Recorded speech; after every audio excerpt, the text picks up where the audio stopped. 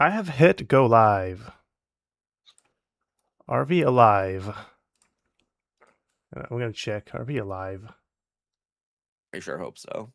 Sure hope so. Well, I see people in chat. The YouTube live streaming thing says I'm live. My friends are currently greeting themselves in chat. Good morning, guys. Chaos jokes. Fawful, we are Audible. This stream not sponsored by Audible. But you know, ebooks and audiobooks, great books. You know, great alternatives. How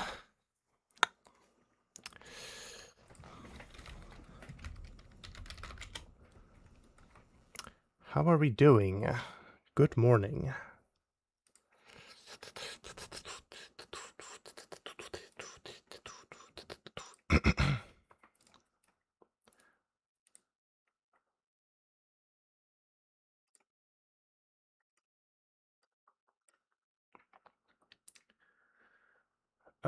Yeah, refresh.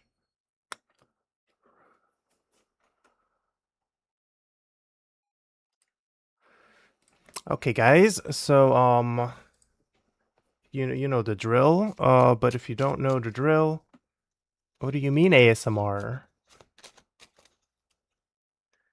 What does that have to do with anything, dude? So yeah, we are going to listen to submissions submitted to us by our community's talented composers who have participated to the third composition workshop that we've hosted. And we're going to give feedback, we're going to give commentary, we're going to talk about it. And then we're going to shower them with love and accolades and claps and all of the encouragement. You can hear me typing. What a surprise! And mouth noises. Yeah, that's usually where sound comes from. Good. Eating eggies and honey toast. Share.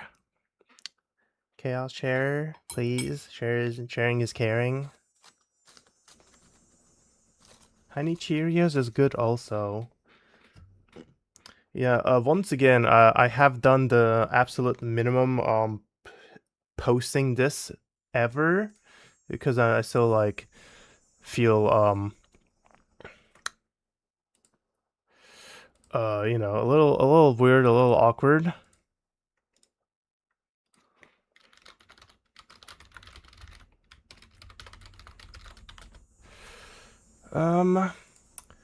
Yeah. So we're just gonna give people a little more time to you know, pop up, settle, say hi, say good morning. I'm trying to I'm experimenting with different times to stream to get, you know, the most people available. Especially since the MusicalBasics Discord community is more of a global side, right? We have people from pretty much all continents, except on Antarctica. I'm not so sure. I You know, if someone out there is in the server and it lives in Antarctica, you know, let me know because that'd be cool. But I didn't want the you know, the Eastern Asian community members to like wake up in the middle of the night and be like, oh shit, oh god. We are streaming. We're family friendly, by the way. I am the most family friendly guy you will meet. We're allowed 3 until it becomes PG-13 officially. Yeah. Speaking of which, I am accompanied today by 2 panelists. the same two panelists who have been with us last time. We have Fawful. Hello. And we have Sarah Jane, Hello. who's joining me today to give feedback, give commentary, give encouragement, and all of the jazz. We hear hello noise. Voice? Noise? Why are those words so close to one another? Yeah, okay. I was like, this typo could go two ways. But Joke says hello to both of you.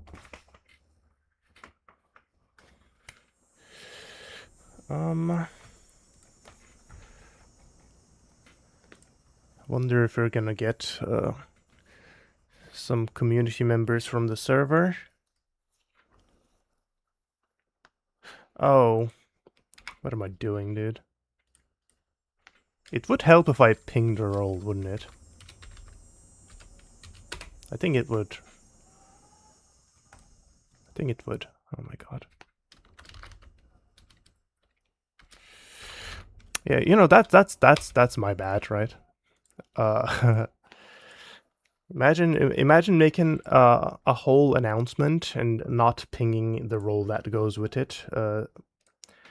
Truly outstanding performance from yours truly, but you know, we'll take it.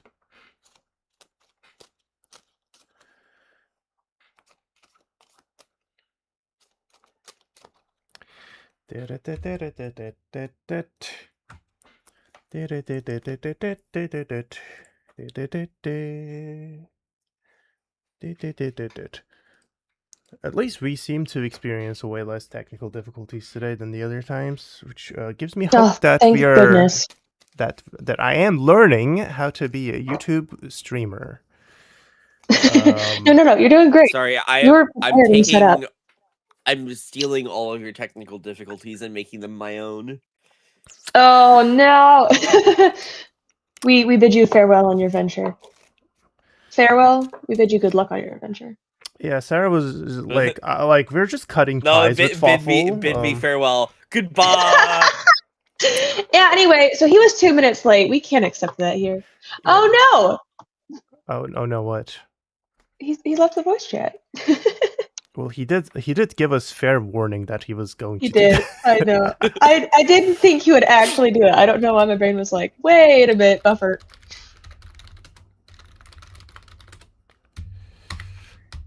La la la la la la la la la. La la la la la la la la la la. La la la la la la la la. Oh, I don't. Weekly performance from Bat over here. Yeah, dude. Generational performance. Yeah, I mean, hello, honestly. Angina. Good afternoon, I want to say. Hello, Patricia. Good morning. Patricia's here. Patricia and Gina are here. Yes. Good morning. We have America 1776 joining us. Whee! Good morning. I will do the shortest of recaps and explain the events initiative and give a little bit of personal history as we wait for Fawful to come back online. I've been here. Oh, never mind. I guess we're not having story time. Did you not notice when I came back in? I have OBS open, so my notification, my pings and pongs are muted, so I did not hear. I was focused on chat as I'm supposed to be, so jump scared. Understandable. You're doing the streamer thing. Yeah, I'm doing the streamer thing. I am now. He's taking the streamer thing very seriously. I am now. Well, also I have one monitor, so I can't have the cool streamer thing with Discord on one, OBS on the other, and YouTube on the other. You only have one monitor? Dude, we need to fix that. No, I don't have desk space. My wife has tried. My wife has tried. Oh, okay. No, I can believe that she has tried. I can believe that. Yeah, jokes. You quoting pings and pongs? I am now on the other side of the default dynamic that I have, where normally I torment my streamer friends, and now I shall be tormented by my streamer friends. But real quick introduction to the event initiative. So I I'm a composer. I compose music. I play music. Get that out of the way. But I have seen a small decline in in creativity, in people creating things, people doing things in the musical basics community of musicians, artists, people of all kind, backgrounds, education, whatever. And I thought to myself, what would I what would I like to do if I want to compose more, if I want to do more music? And that was get together with other people and do it with other people, do music with other people. So I thought to myself, maybe others would also like that kind of initiative, that kind of environment where they can join a group of composers who are trying something, and let's see what happens, right? So out of that thought, the events initiative is born, and now we are here reunited once again to listen to what has been created. We have several submissions to listen to, and Sarah and Fawful, who said hello a little earlier, are joined. Sorry, I shouldn't try to multitask. That clearly doesn't work. I was trying to open my curtains because I like natural light. But I am reunited. I am joined by Sarah and Fawful, who will be given their feedback in an attempt to encourage the participants to learn something new, chat to learn something new. These streams are also saved on the YouTube channel, so you can go back and watch the old stream. Stream singular currently, but that's going to be plural by the next stream. So streams, past streams, you can always go back and listen to the music, embrace the music, listen to the feedback,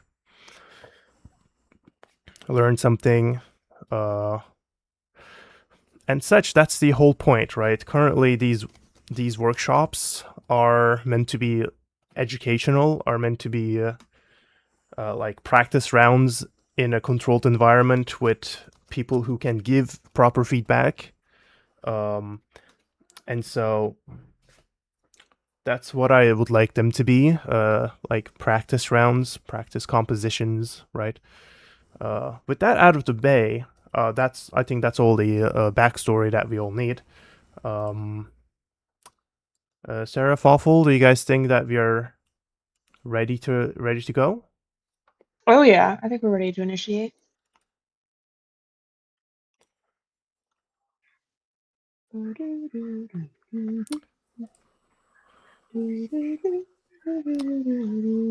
I was muted, but I am also yes.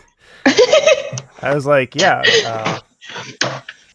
Well, that's good. That's good. That's good. That's good. That's wonderful. America says, I have done music before, not composed, but I have done feedback on music a lot. That's good. Like I said, we are keeping the door open for as many people to be part of this, and yeah, the door is definitely open. We're going to start. I'm going to change here, and we will start. Yeah, we will start listening to the first one, called "The Light of Niwen," submitted to us by Jayce. And I hope when I play this, my panel can hear it as well. So here we go.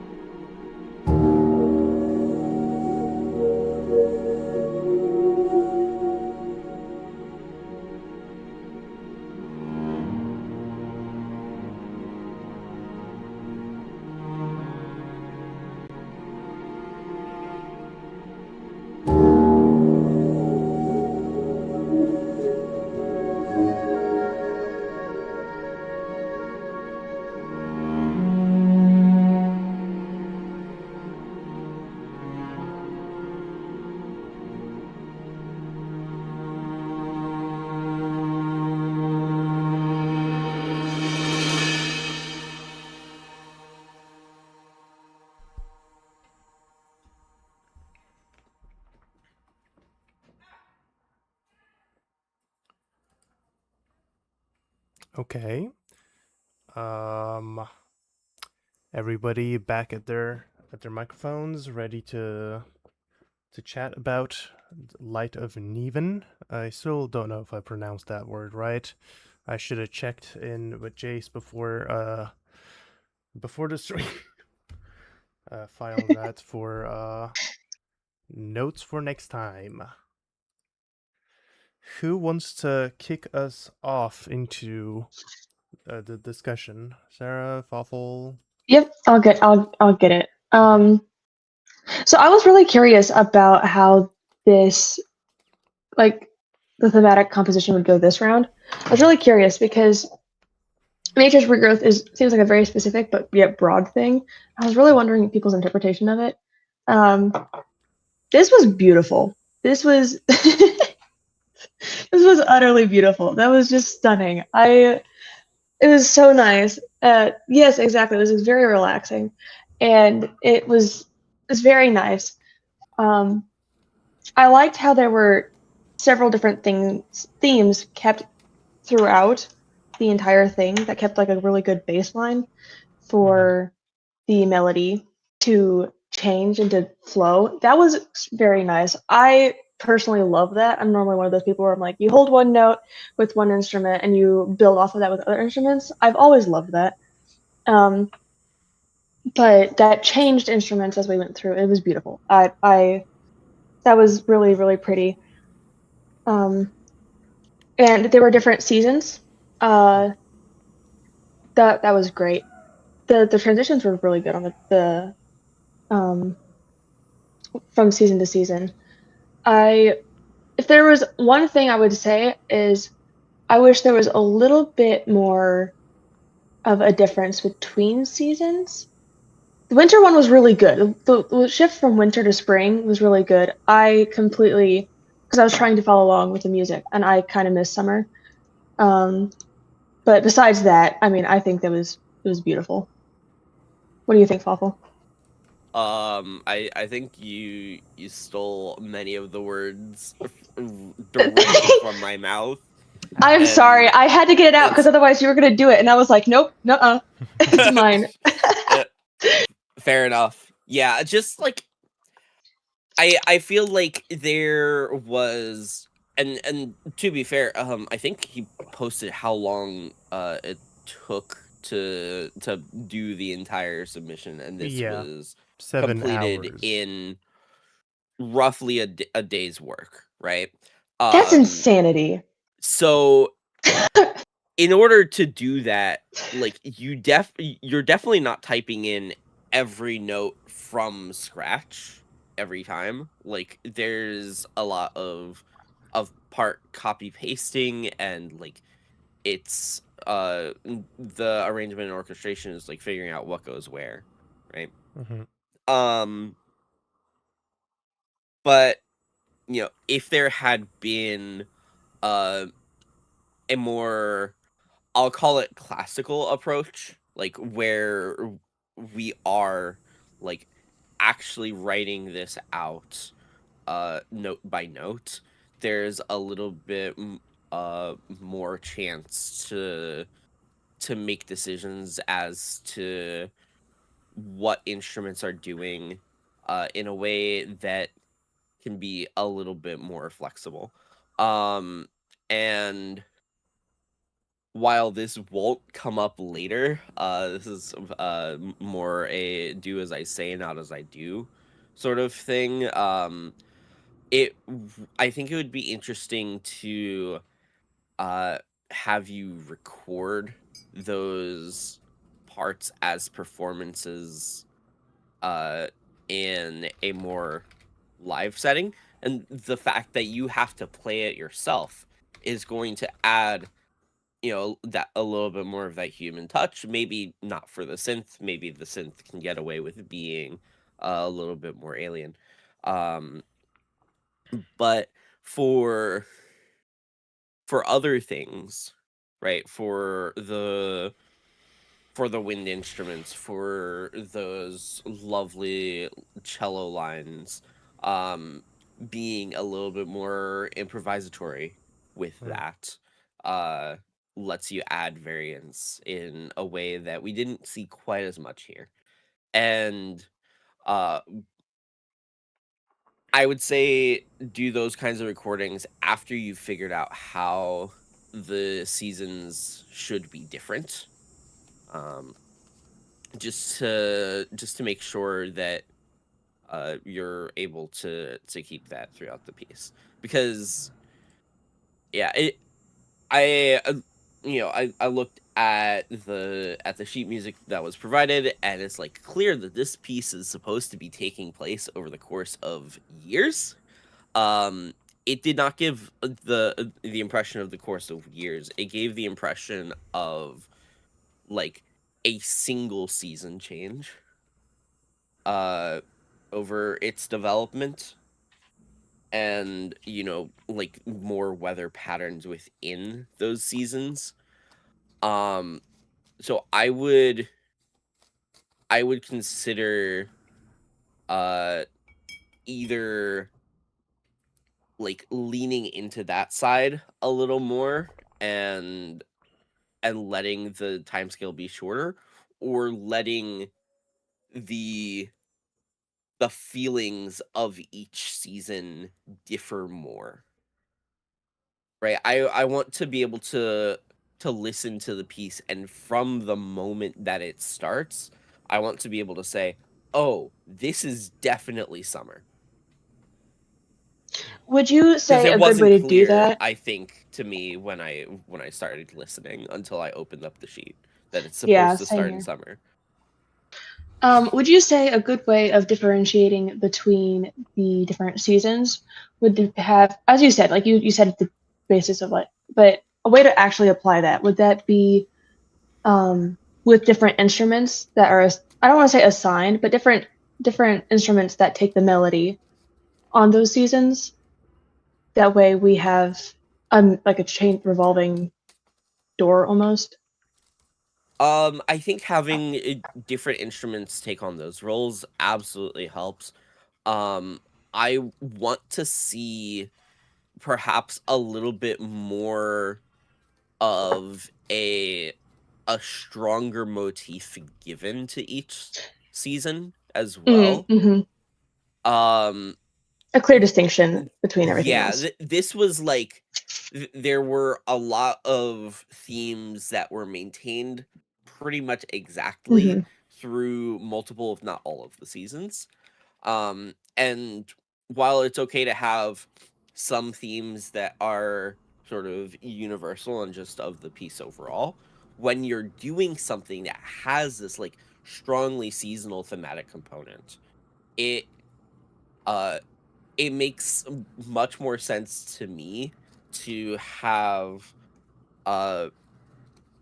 essentially different movements of the piece within instead of just having this sort of one connected whole.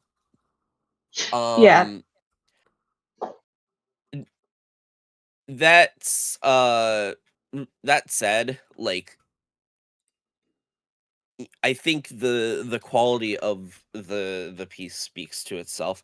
I do have one more comment on the production side though, which is I think things get a little bit drowned in terms of how wet your reverb is. I feel like there is a lot of space for things that are you can have wet sounds, you can have like long delays on your reverb, but we want to make sure that the root can still speak through, like the dry stem can still speak through. Especially I felt that with the woodwinds. Like there was some stuff with trying to remember what the instrument was. I can just go back and actually look. I think just the flute lines in particular, were really vulnerable to that. There's a lot of stuff that the flute was doing, especially near the tail end of the piece. I don't actually know if it does much elsewhere in the piece, but when it came in, it felt like it was a little bit drowned in verb, and it didn't get as much of a chance to speak as a flute. And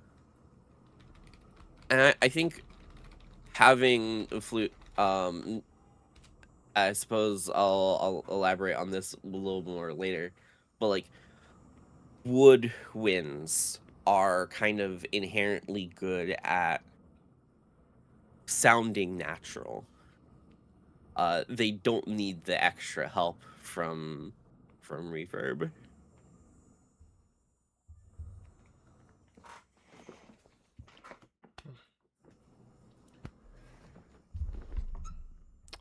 Oh boy, that was quite the discussion, huh?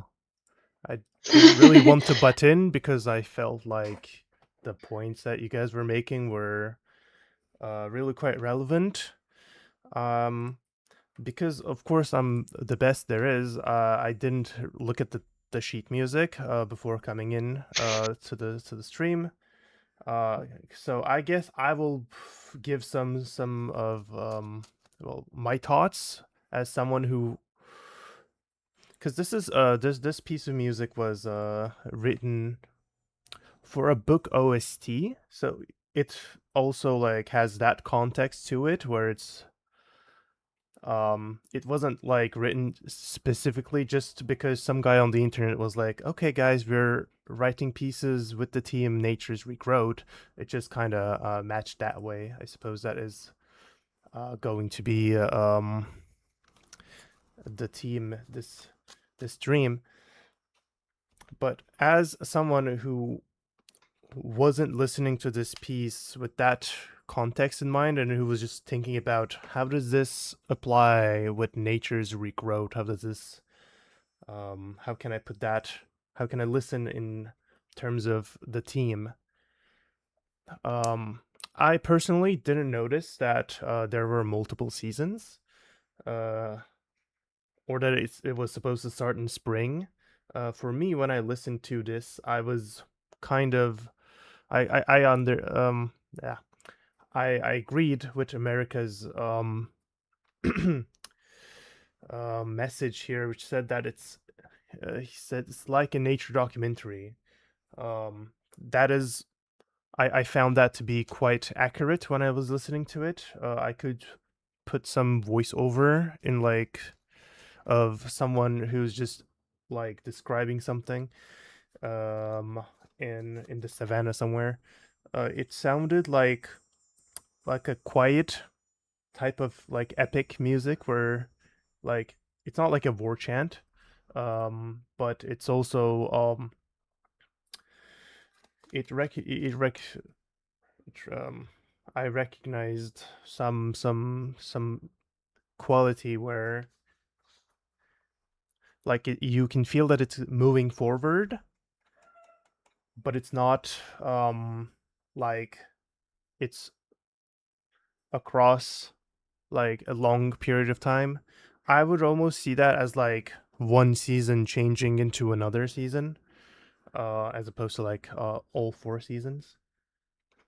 But no, I feel like you guys put a lot of great points out there, and I don't have that much to add to this. Globally, it's a very good piece. I think we can all agree on that. Most But definitely. I mean, this is just a stunning piece, I'll be honest.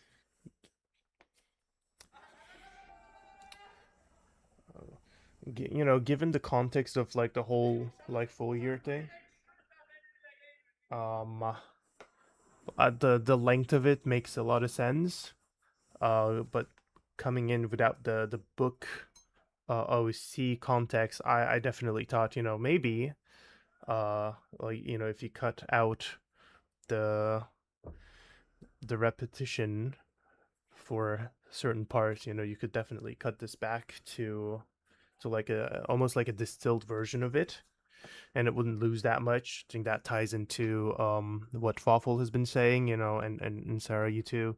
Um, more distinction in terms of the different seasons, and then the transitions between said seasons would have made me perhaps think such less, because I interpreted it as like repetitions at times, um without knowing that those are meant to be like similar but different seasons. I think but yeah, I don't know how that should be applied, given that this is a book OST piece and had separate constraints. So without further ado, if you guys are ready to move on, we can take a listen at the second piece.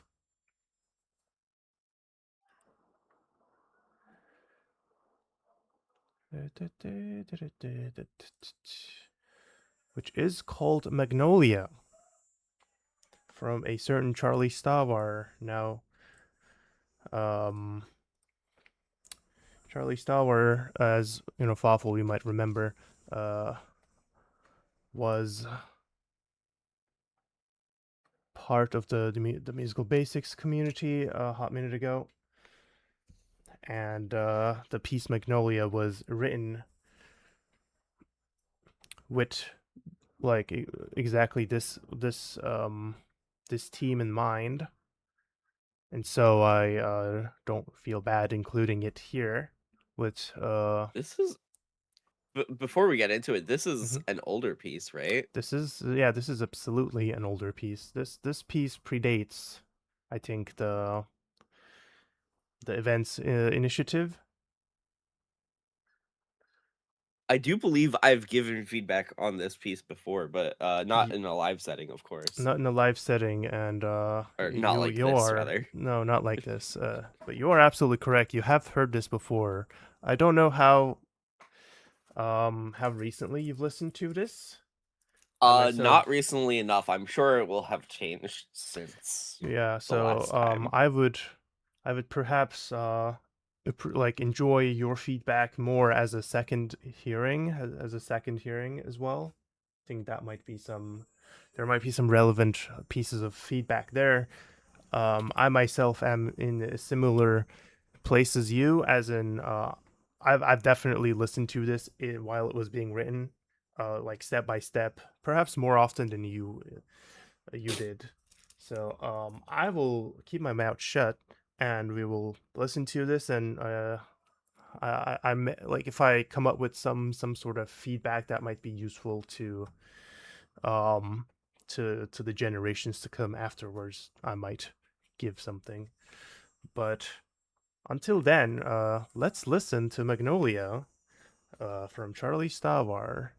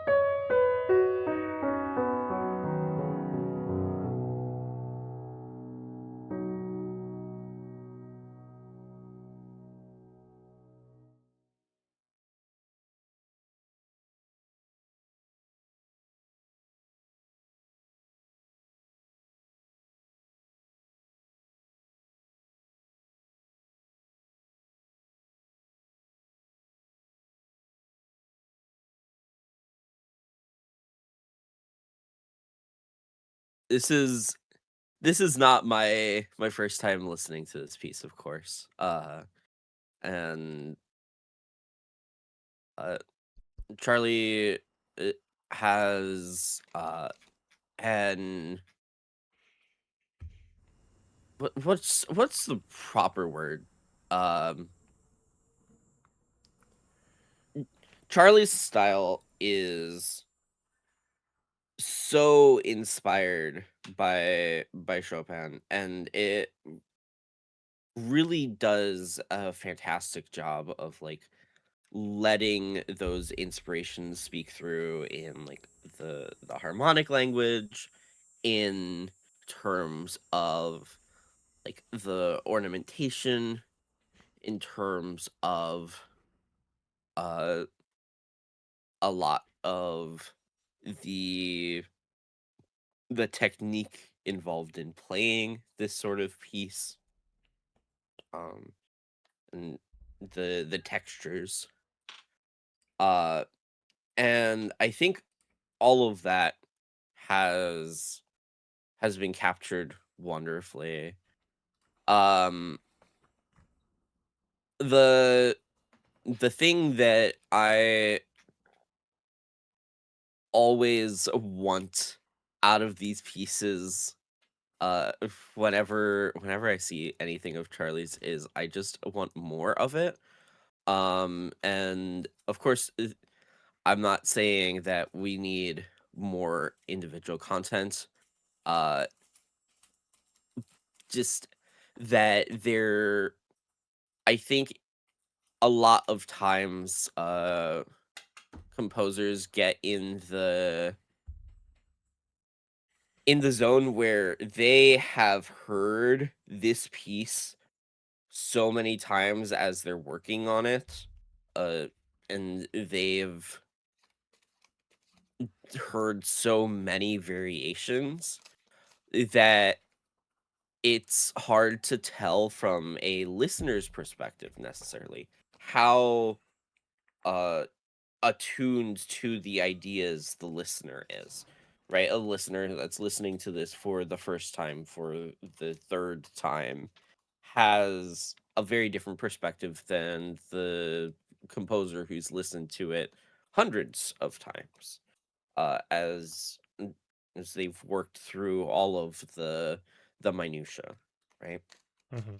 Yeah. And I want to have a little bit closer to the perspective that Charlie does of his own work. I want to hear these sections over and over again, and I want to get used to them, so that when we break away from that, like this transition from our little A section to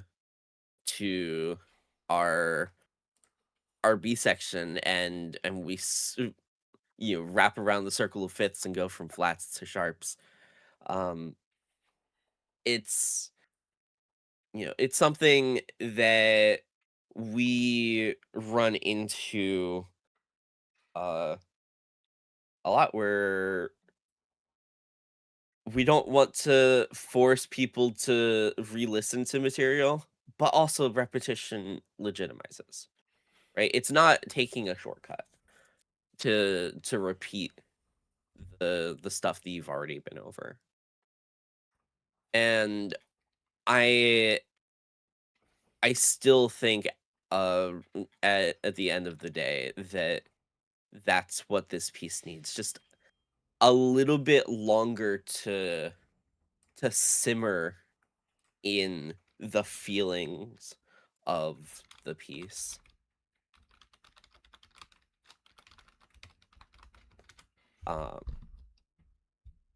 But it's still absolutely gorgeous. As a first-time listener, this was stunning. This was okay.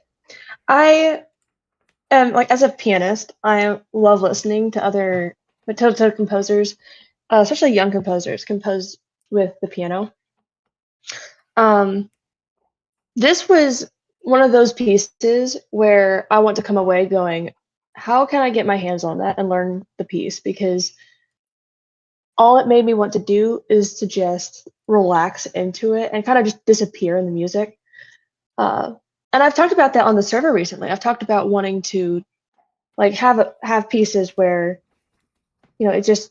it's so beautifully composed, and especially the romantic style, which Fossil, thank you for pointing out that it was based on Chopin, because my brain was like, or his style is very similar to Chopin's, because my brain was like, this itches something, and then I was like, oh yeah, I love Chopin. That adds up.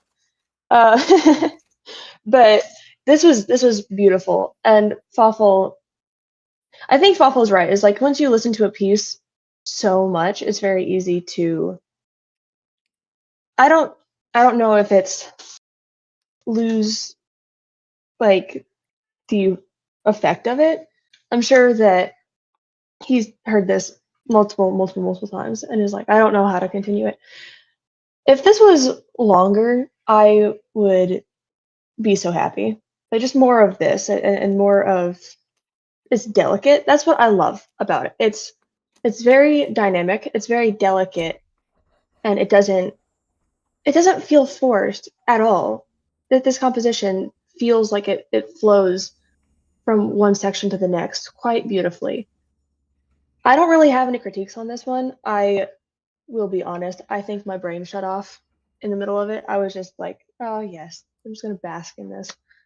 Um, so it's good that it's good that Fawful had that those commentaries.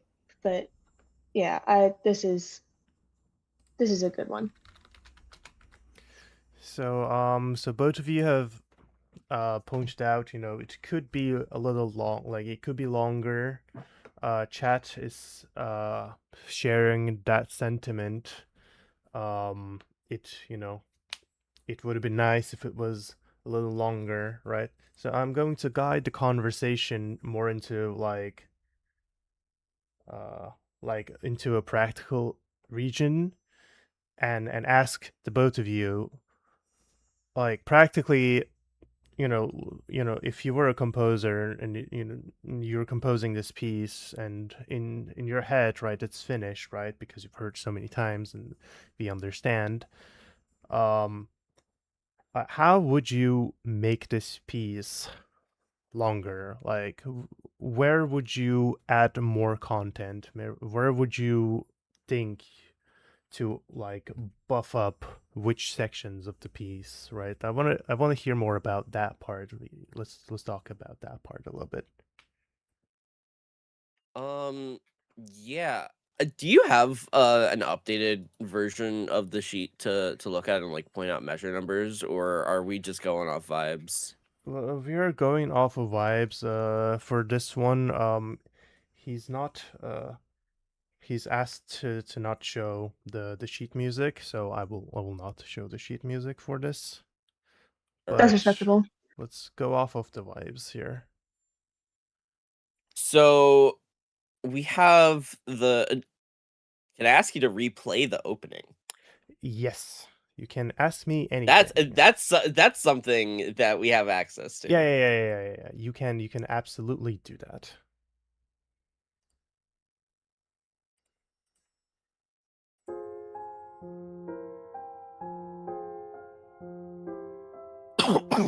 Excuse me.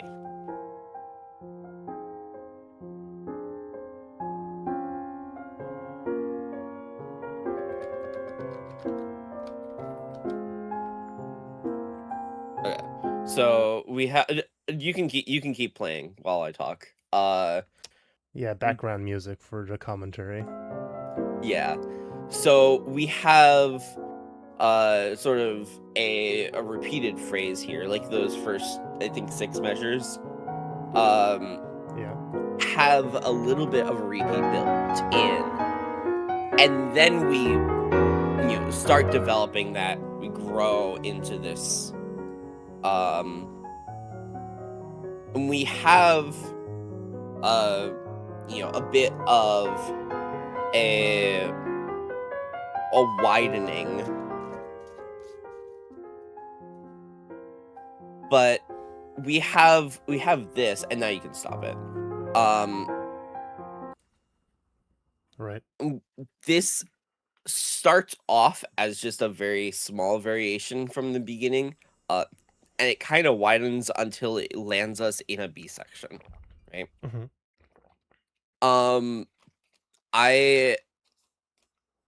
I want to hear the A section like kind of unadulterated again here. Mm. There's sort of this transition that we have that brings us back to something like the start of the piece, right? We already have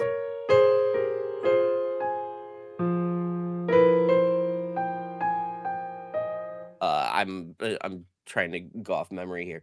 Mm-hmm. And like we have this opening, and it's so lovely. And I think the thing that kind of makes the transition here, like the transition is also great material in its own right, but the thing that makes it so impactful to the composer is in part that they've listened to that opening on its own 100 times by now. And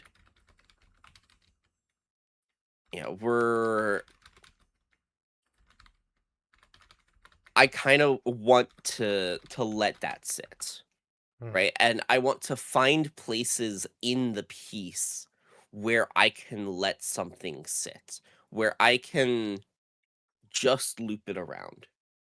Or if I can't loop it around, I found a new key that I can bring it to, right? And I think a lot of what we hear in terms of like composition advice ends up being very, very small scale, right? Like we've at least I think anyone who's kind of worked in the space and existed within the space has heard of at least conceptually call and response, and how that happens over individual phrases, and they hear that and think, oh, okay, well, I need to build my piece out of calls and responses.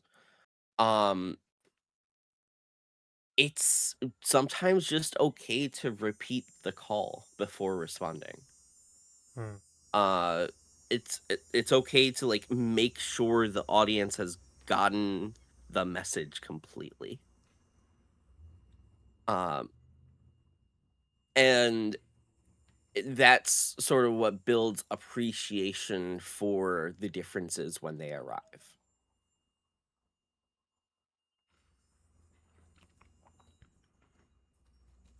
Oh. Yeah, I think I would agree with Waffle as far as it's okay to sit for a moment. Like, it's okay to sit, whether it be in different chords or parts of the different motif. I think that would be a really good piece of advice is don't think you have to keep it moving from one phrase to the next all the time or one idea to the next. Just let it sit. And I think that would help with the trying to get the message across of what the composer wants and what the composer is trying to portray. And that would, I mean, it's a very fine detail, but often with these fine details is like the icing on the cake. With the icing on the cake can really further the flavor, and that's what I feel like this is. For sort of, I think another example, we have the other piece that we heard just a bit ago, right? Yeah. The idea that that piece was built out of so few motifs, and they're repeated and granted reorchestrated. That's something you can't really do with solo piano repertoire quite as easily. But you can mess with the texture if that feels like a way to reintroduce the idea. Or you can just repeat it. You have I'm going to pull up more Chopin as other examples. You have like Fantasy Impromptu, like very Mhm. very famous piece of Chopin's. That B section just gets repeated wholesale from the beginning.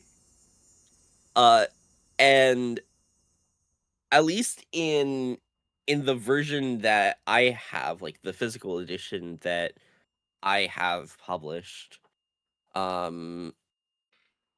there is no repeat sign there. It's just all of the same measures again, one after the other. But like there's not actually a difference between the first time it comes around and the second until the very very tail end, where it starts splitting off to bring us back to the A section, which for the first half of that also wholesale repeated.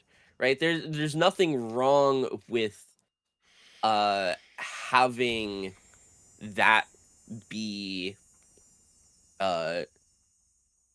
so copy pasted, right?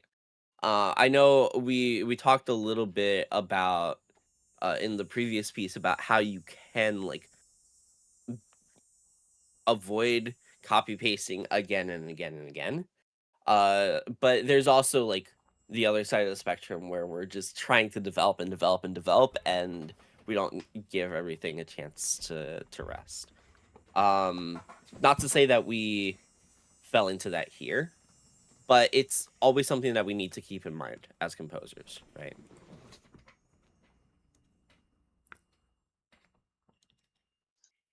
Yeah, I think these are two pieces that they complement each other, but they also contrast different things to work on, and that's really cool to have one beside each other. Yeah, we've definitely struck gold in our piece selection here. So again, round of 100%. applause for Jayce, Whee! for Cinnabar, for God, for Charlie Stavar. I'm way too used to Discord usernames. That's fine. So as a little something at the end, Fawful, did you want to proceed with your idea? Yeah. I So I had some things that I wanted to do that would make this even cooler. Unfortunately, the technical difficulties that I talk about struck very hard at the during the event, and I don't have any way to actually do the original plan. But what I can do is I can start streaming, and hopefully Bat will be able to put my stream up, and Welcome to technical difficulties. We are Buckle up, people. we're gonna do this live. And I'm not sorry. This is the fun part of the stream right here. Yeah. Sure. So Shh, it's okay. We're gonna have fun. to buy time while Bat figures this out. The thing that we talked about me doing is the idea of potentially doing like a live arrangement to like to fit the event theme, and to potentially like work on a simple piece for maybe an hour or so, see where we land. There is, I think, some stuff to talk about even before we get into the showing of that process, which is instrumentation stuff. I think is a pretty like important part of how a piece develops. And so my thought was, we have one piece that is a full orchestra, and we have one piece that is just solo piano. And I'm gonna kind of split the difference a little bit, and I'm gonna have a small ensemble here, and the point of this ensemble is really to just get all of the things that are by instrument design linked to nature, right? So we have our woodwinds. I hope it's self-explanatory why a woodwind is rather natural. Oh, if we want to do sound check, we can. Okay, so that was your piano, wasn't it? No, that is MuseScore. Oh, okay. So I mean, the wonderful. my That's great. actual keys Right. Okay. are not going through the stream. Great. They are going through my microphone. Great. Okay. We did it. We did it. We did it. Excellent. So the process for this is going to be a little bit doing it live sort of way, the same way that I made Bat do technical difficulties live. I'm going to also do musical difficulties live. We're going to play around. We're going to try and find ideas, and I don't think a lot of people show off this part of the process. So hopefully we don't get stuck. Fingers crossed, right? You just had to jinx it, right? Well, it's I mean, not a jinx if it goes well. we are having fun, and then we're showing the back end of things. So if things do go wrong, it might be accurate. Well, the good point of if things will go wrong is if things will go wrong, we will have Waffle talk through his problems, and that is the part no one sees, right? We just hear the end process, and then we want to replicate the end process for the next piece, and then we get stuck, and we're like, I've never had this happen to me before. I don't know how to approach this problem, and then we give up. Or we just turn round and round and round in circles. But here, we will hopefully have a little bit of a discussion for, like, oh, what do I want to achieve?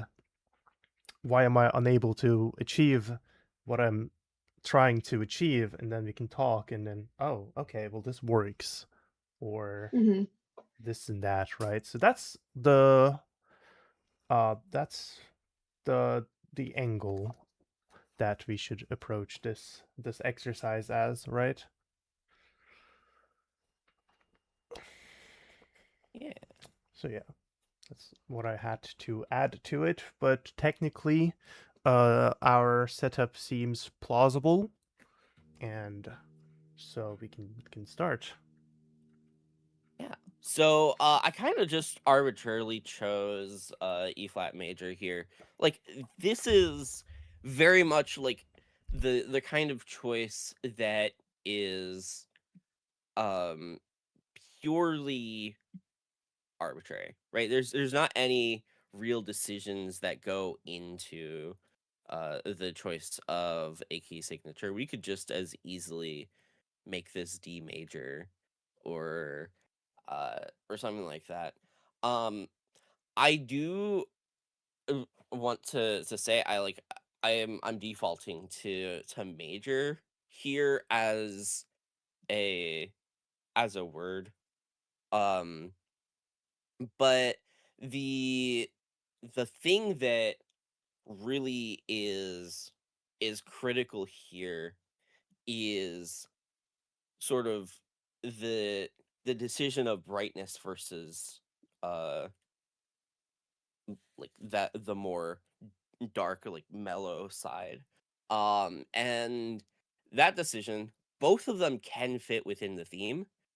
Uh there's a lot of space for happy, uh joy and brightness in regrowth, right? Like we're we're coming to spring. Things are coming to life.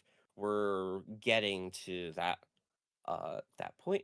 Or we can start in a darker place and explore a little bit more of the the suffering of winter before the regrowth, right? And like grow into that.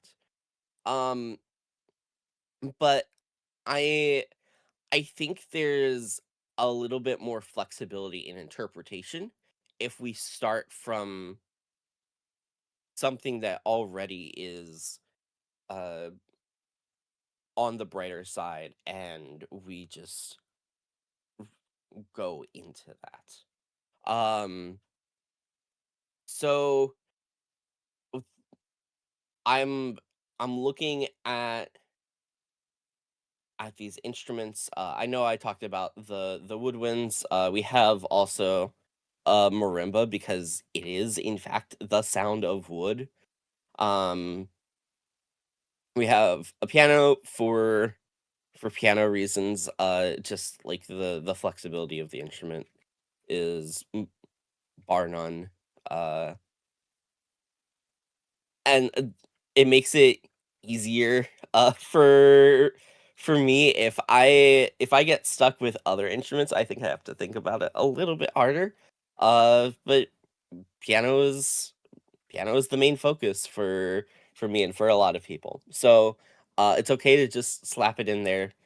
I'm going to try not to focus on it quite as much. I want it to be more of a background thing, I think.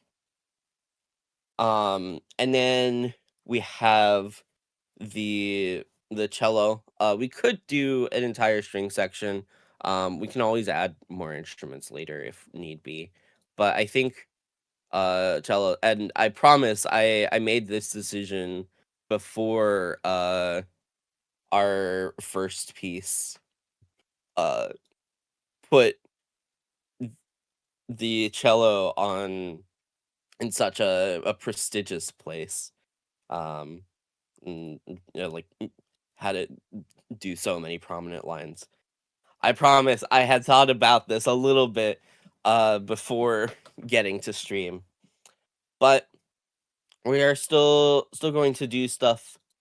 Uh and we're looking at uh I I suppose I've locked it in now as D major.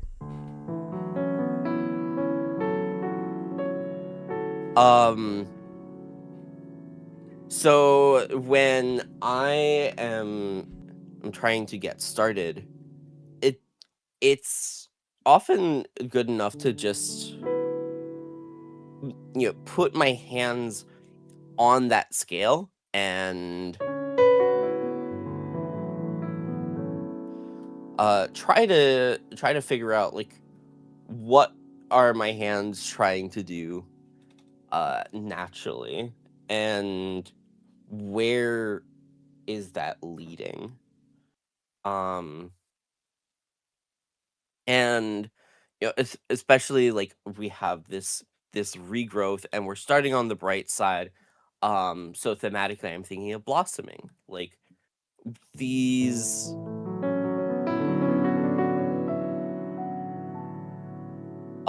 sort of like flowing arpeggiated patterns that are coming out feels to me a little bit like the blossoming of a flower or something along those lines.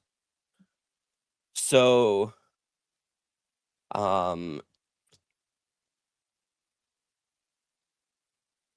think if I want to start with that, we have to have a root to grow from. The tonic will do just fine at doing that for me.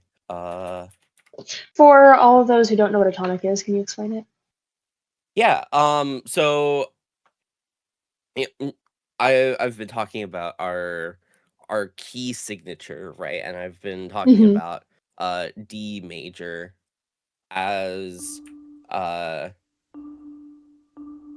this like home base for us to start our music from. And the key signature defines a lot of things. But the biggest thing that it defines is what home is and what home sounds like. And by picking D major, we are saying D is in fact the home of this piece. That like when we are attempting to make our harmony functional, we are asking the harmony to lead to our home. And so we start from D, and to D we will return. We don't necessarily have to like treat it as a home that we're at all the time. But for maybe the more ambient pieces, like the first piece that we heard tonight, it's very easy to just sit in the tonic, our home, and then branch out from there. Okay, that makes a lot of sense. So Treat the tonic like just, home base. yeah, exactly. And the tonic, it really just is another word for home. When it comes to like musical function. So I'm just going to start our marimba off with this little repeated D note. We have a little tremolo line saying that this is in fact repeated. I want to kind of lean into the idea of like the change of nature. So I want to like make this swell up and swell back down. And I like the idea of just starting off here being relatively quiet. So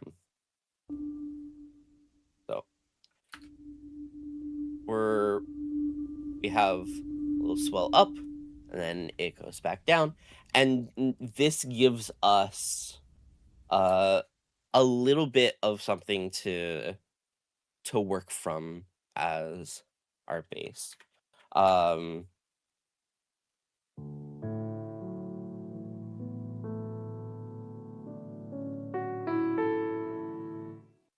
And we have, of course, quite a lot of options for how we want to build out the other sides of this. I think I want to actually double this and bring this down here.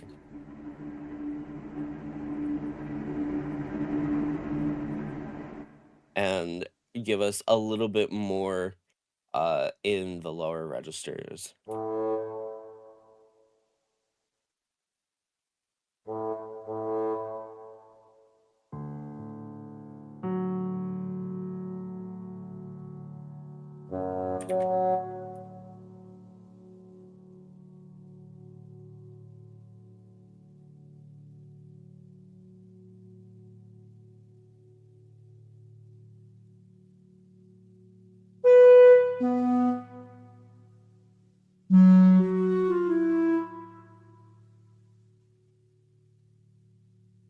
And just start like fleshing out harmonies here.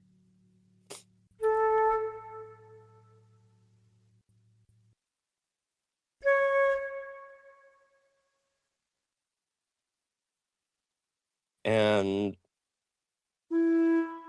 when I'm doing this and making decisions for what notes I'm putting down, this is a lot of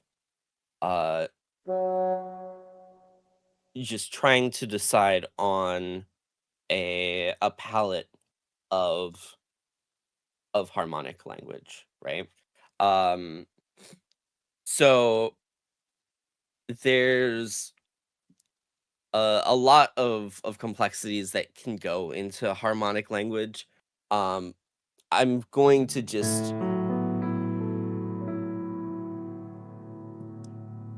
I'm mostly going to think in terms of the major chord here and then its extensions. And that gives us a lot of stuff to work with here. I wanna make sure that I can have the dynamics more or less in sync. In practice, I would go back and clean this up later, like move this here and like make it just a single pianissimo, and stuff like that. But just for now,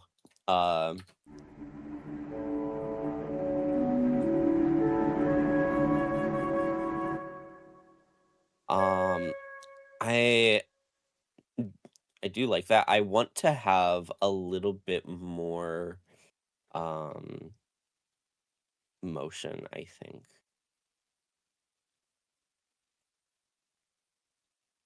And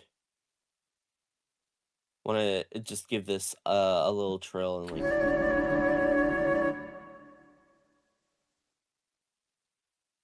and because we have everything else playing, I'm going to add in the piano here. So we have our D's.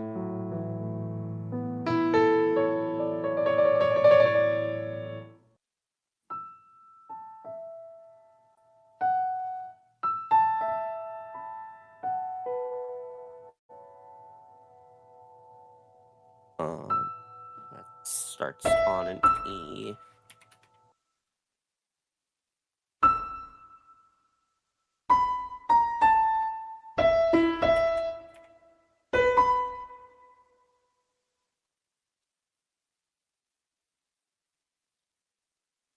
I'm trying to figure out like how fast this actually is.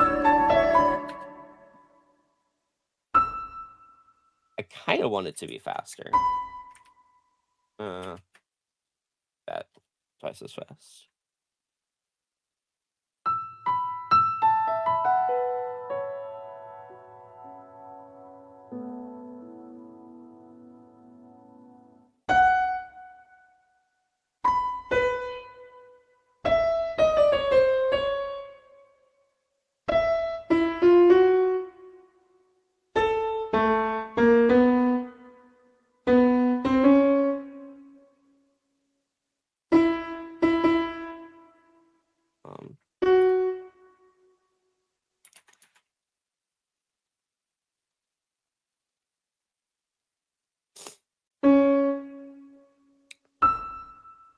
And then I'm thinking of these as groups of 3.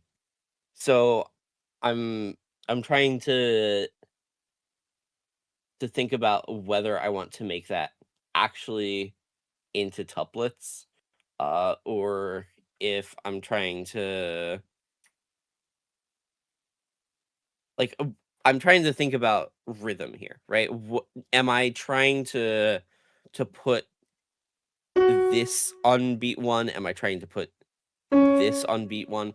I think this C here, or the C sharp, should be a little bit longer, right? I think it should be more.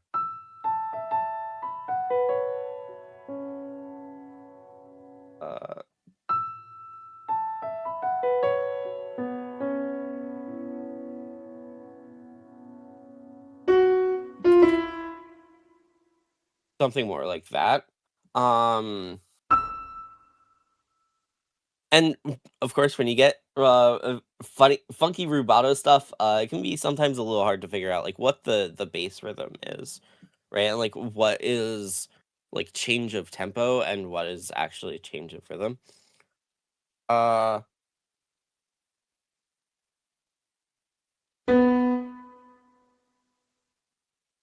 do think I want to fit all of this into triplets, though. I think that's how this. I'm gonna move it over here just so that I can reference the notes. That's ugly for you. I'm gonna move it here so I can reference the notes.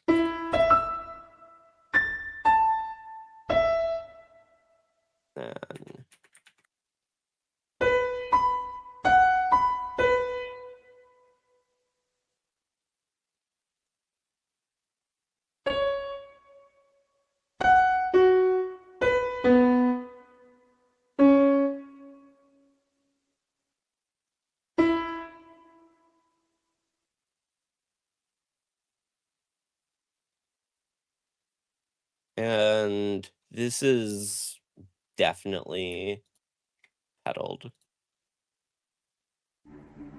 We're going fast. We're going to be a little bit ugly. Little bit faster than I was hoping it would be. Wee!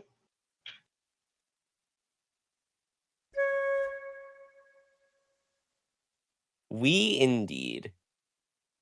So, if a composer runs across this problem, I'm sorry, I'm going to be the questionnaire for this one. If a composer were to run across this problem, how would you suggest fixing it? Obviously, you're going to show us, but like, can you break down the process as you do it? So the main idea here is that I'm trying to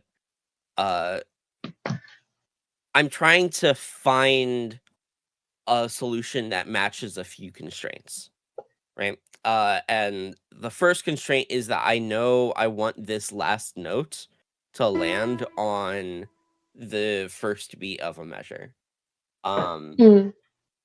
And I know I want these to be like satisfyingly in groups of 3. I know I want this note to be longer. So I at that point, like, I'm just trying things that can work, and Mm-hmm. we see afterwards whether that like matches the thing in my head, so to speak. Pure trial and error. It's like informed trial and error. Informed trial and error. And like, I feel like that's close enough. I kind of want to give this a little tenuto. I know MuseScore won't quite do anything with this, but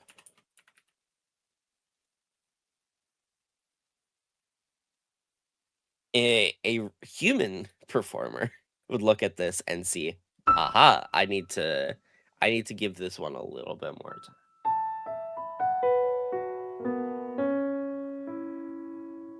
And hopefully that captures.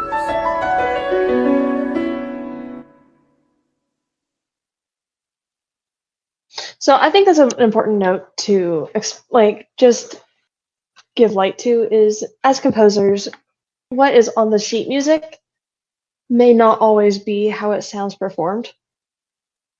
And there's general like courtesy things that we as musicians do to, I don't want to say assist the sound, but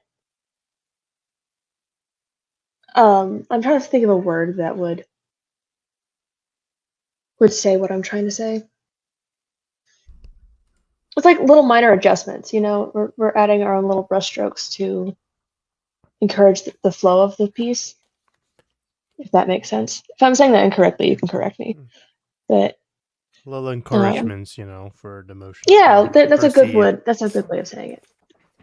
You know, and you know, so if something doesn't sound exactly like you want it as a composer, it's okay to let it sit for a little while and figure out if you do need to change it or if it will change with performance.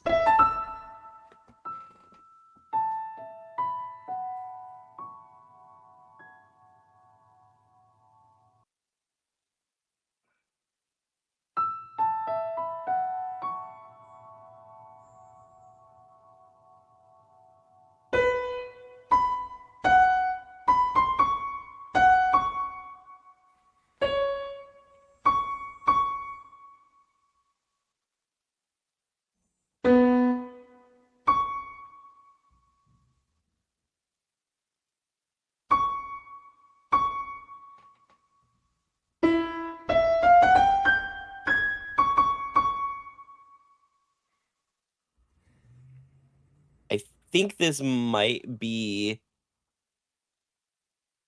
a little bit too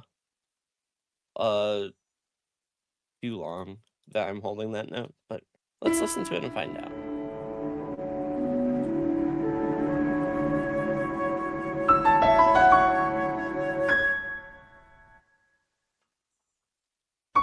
Yeah, that's way too long.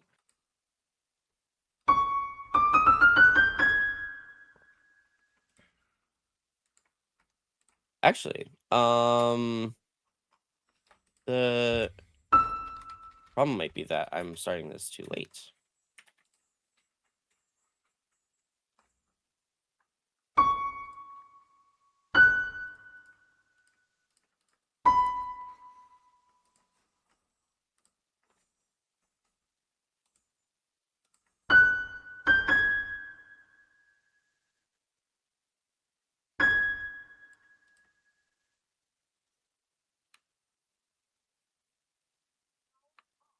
I don't need to do a rubato marking here. Well, let's from the beginning, just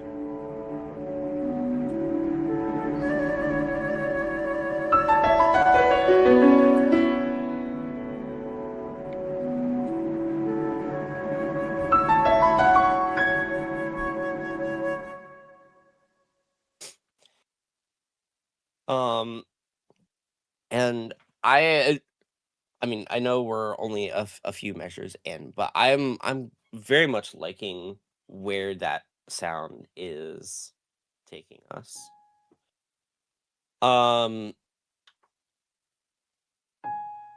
We're right now, we have this sharp G, and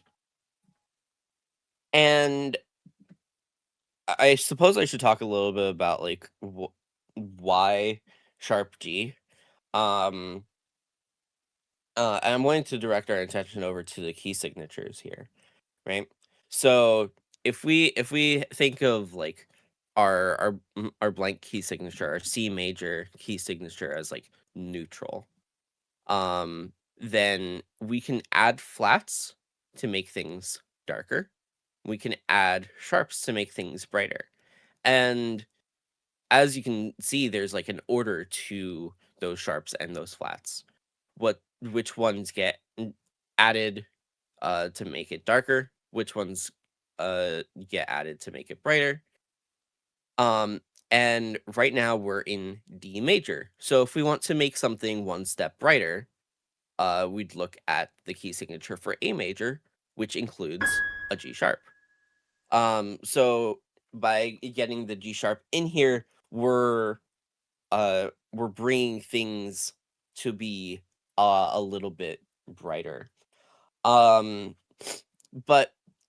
I don't want to just like unbalance things by just making it continually brighter.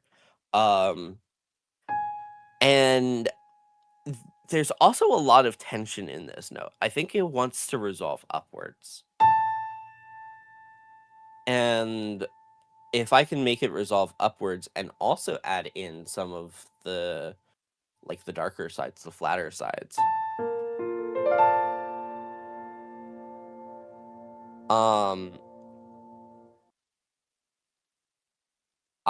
I think that would be cool.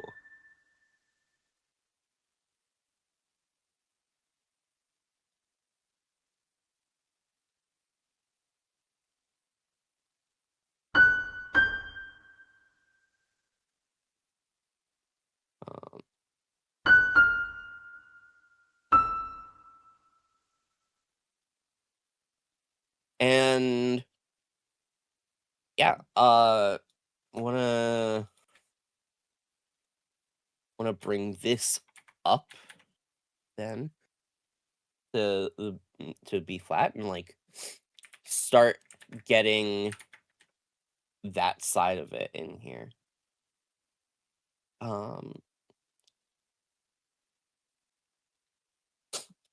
We already I've have got a all these question. notes. Yeah, go for it. So as as a musician, I look at those ledger lines and I go, bro, why don't you do an AV8 there? Is there a reason that Because it's too early in the process to worry about that. Okay, that's what I was wondering. I was like, is that like a later on thing that's like in the editing phase, or Yeah. do we? Okay. So, and of course, people can go through this process differently. Like the workflow that I use is not necessarily a workflow that you should use. But you know, I have this. It's it is definitely not like visually clear to me that this is an A. Just there are Mhm. a few too many ledger lines to Yeah, figure that's that after the part E. I have out. to start counting. Yeah. But you know, I think at this point I want to move fast and I want Mhm. to let things break at their own Yeah. natural pace. So this is something that would be along the lines of, let me get my ideas down on the sheet. We can go back and we can edit later, Yes. like you would with writing a paper, but it's a little bit more intricate. Exactly. Got it. And so like I have very distinctly a phase of writing and a phase of engraving. My wife actually is a semi-professional engraver. She's Ooh. done work for publishers and stuff. So a lot of the time, I don't actually worry about the legibility as much myself. Like, I will do some stuff in order to make sure that the intent is clear. But I don't really worry as much about the nuances of making things pretty, because I can let her handle it. You're like that's kind of like her area. Yeah, That's cool. that's her domain. I don't need to worry about it.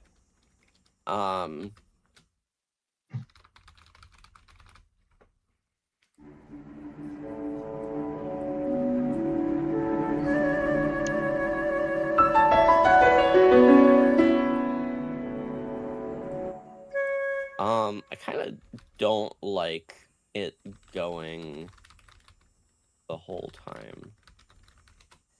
The trill.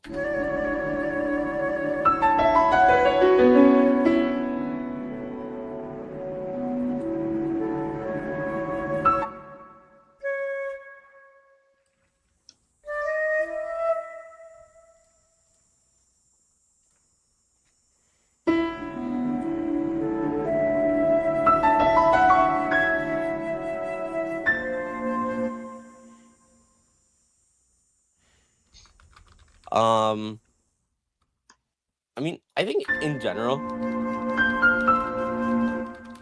this is a nice chord. I feel like we're missing a little bit of something in the specific voicing of it.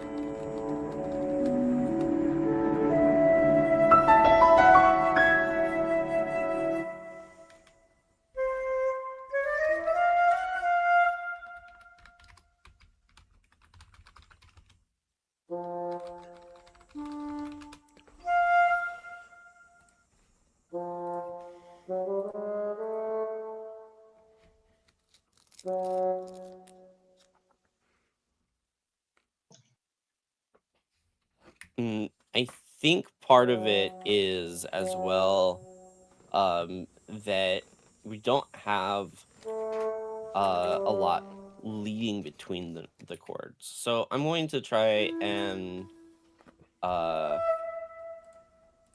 fix that where I can.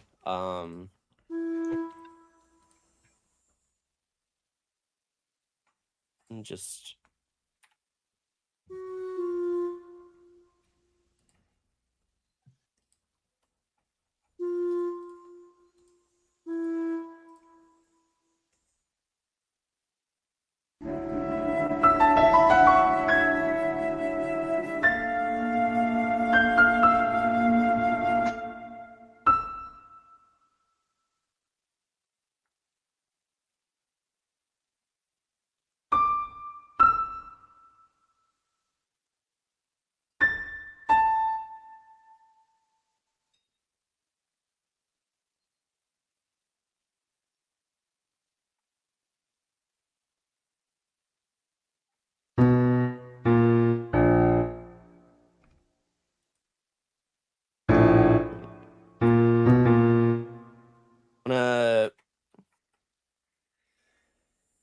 I want to do something with the left hand. Like right now, I've kind of just been using the piano as a monophonic instrument.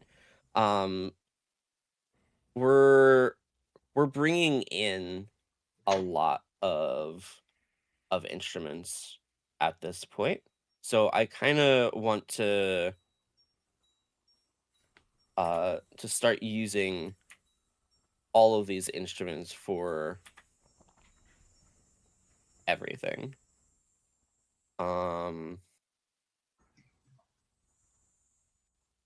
Get rid of this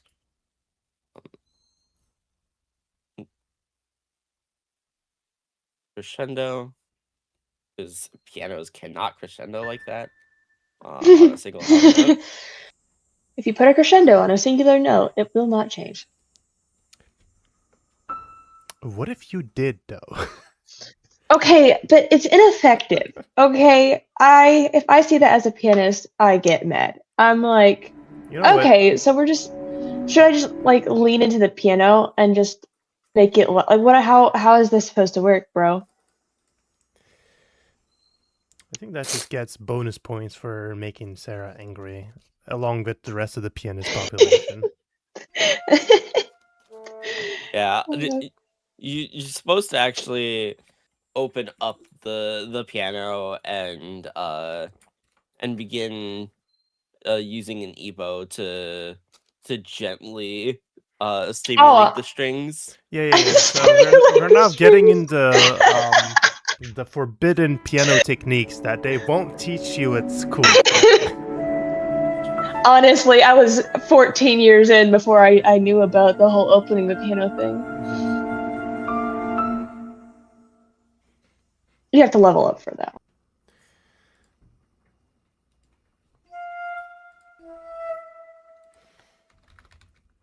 So, in your brain, Fawful, is there like a certain length that you're thinking you want this, or are you just letting it flow out?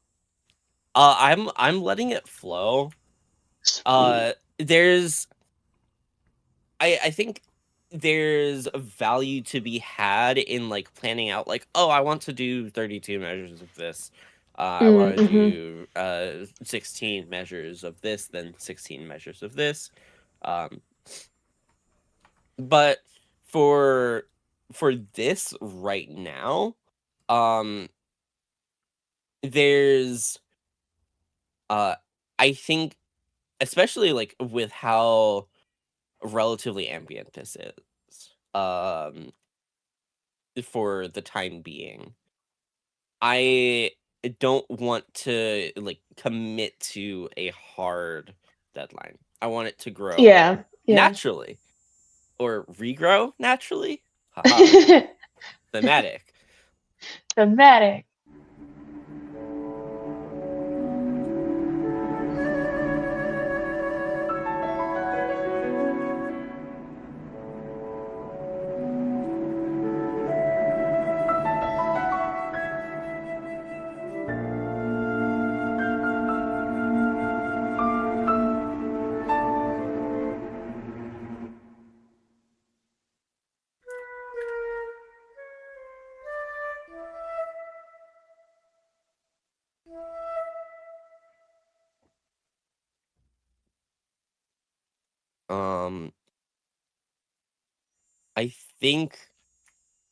I think here we're doing another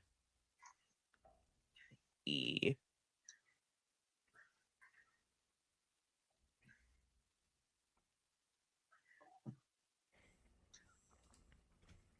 I want to steal this one.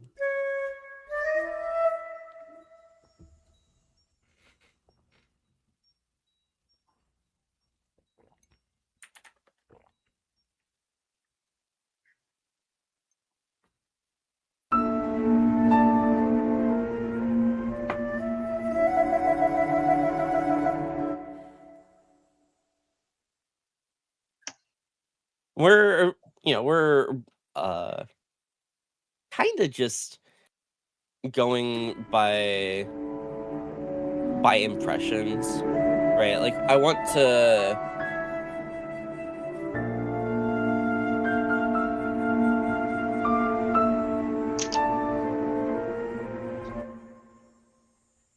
let the actual piece sort of tell me where it's going, and then I just execute it, rather than trying to necessarily impose my will. Because that, as a workflow, of course, that's not always how it goes, right? But for a piece with this theme, it feels like intentionally pruning things. Yeah.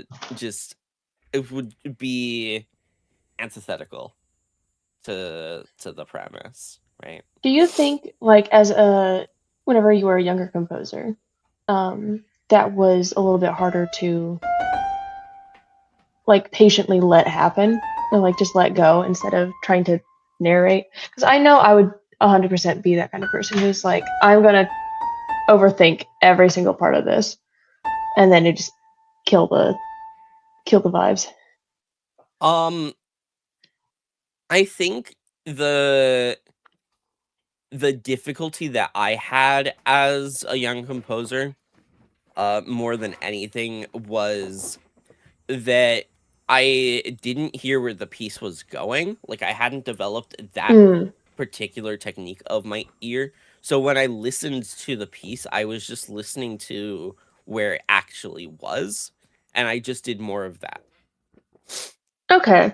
So there's a certain point of, like, training your mind to follow what's going on, as well as, like, your ear, basically making them work in unison. Yeah, it's like there's excuse me. I think the thing that I want to get at is there is like a lot of different technique that you can use in your composition. Mm-hmm. But if you have a limited palette, you can say, oh, and I'm going to use like actual paints as a metaphor here. You can say, oh, I would like to have blue. I would like to have blue in my piece. And you only have Mm-hmm. that one type of blue, and now you have no way of getting to any other color. Yeah. Because if you add white, now like there's so much contrast, it doesn't feel like they're the same thing.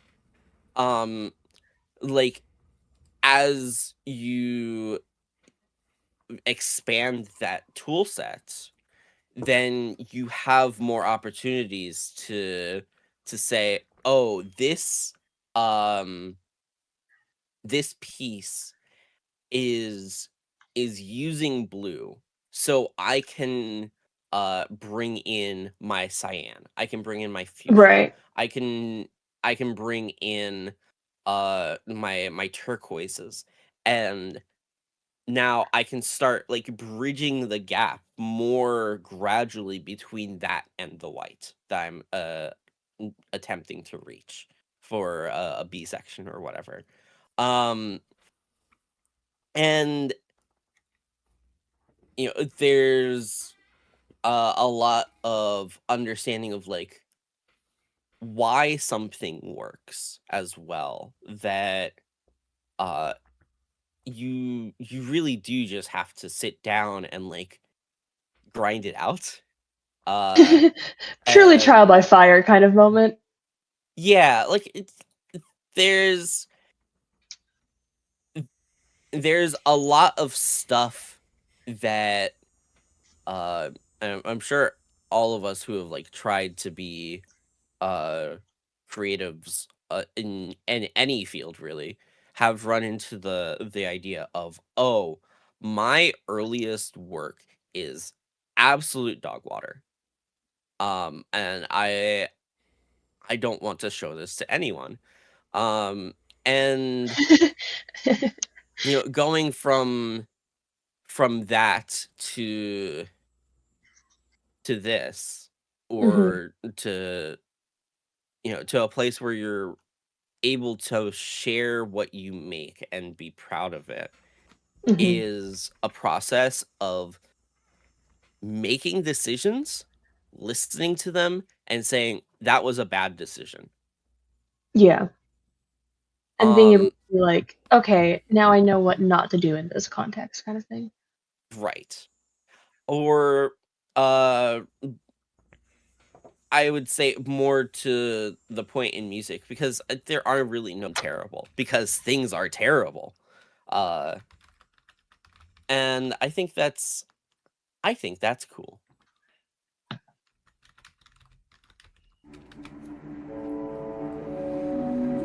Um, it's really cool to see and hear the arts of guiding music along.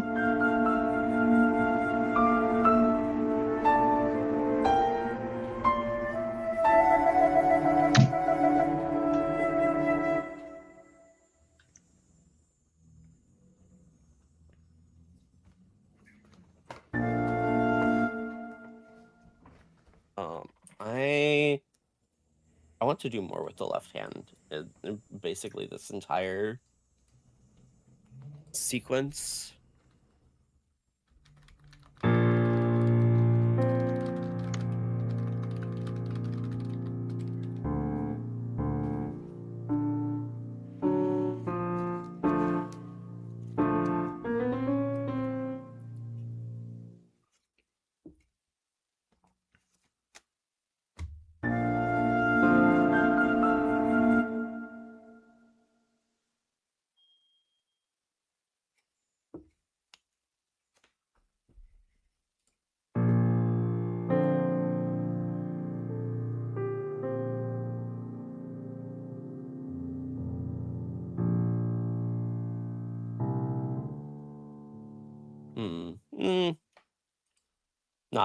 Not feeling that one quite as much.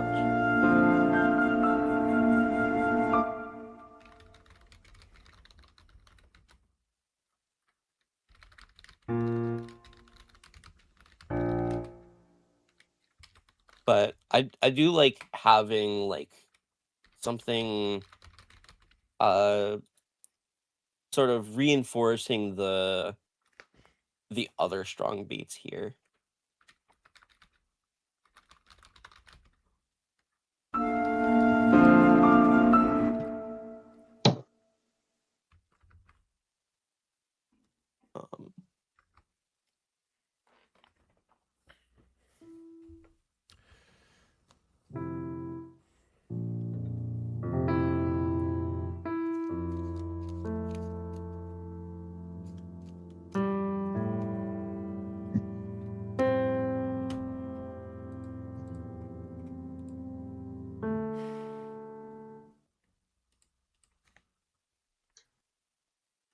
And one of the other things that you run into a lot when working with music in general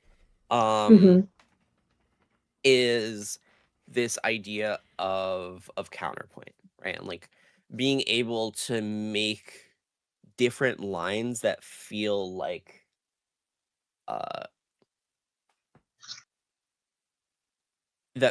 they work together.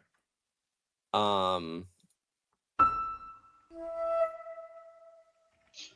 counterpoint being, I mean, we have this example here where we have like the flute and the piano.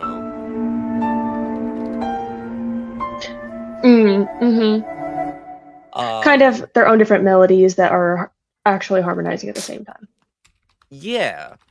And I would say like for a lot of our beginner composers, that's something that is like very easy to intuit, in that we've heard pieces do like counter melodies all of the time, but we don't necessarily know what goes into making one satisfying.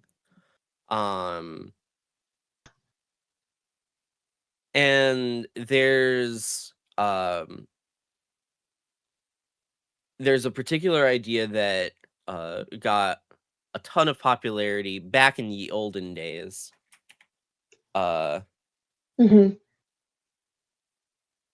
That we had the idea of species counterpoint, and this was like something that we, not me personally, of course, but musicians gotta make sure that you're not that old. I'm not that old. musicians as a whole sort of like worked out these rules that make satisfying counterpoint. We also figured out that sometimes we can break those rules and make it sound cool, but Happy little sounding accidents. cool does not necessarily sound like two distinct melodies. Mhm. In this particular case, I kind of want to go for 3 distinct melodies. Ooh.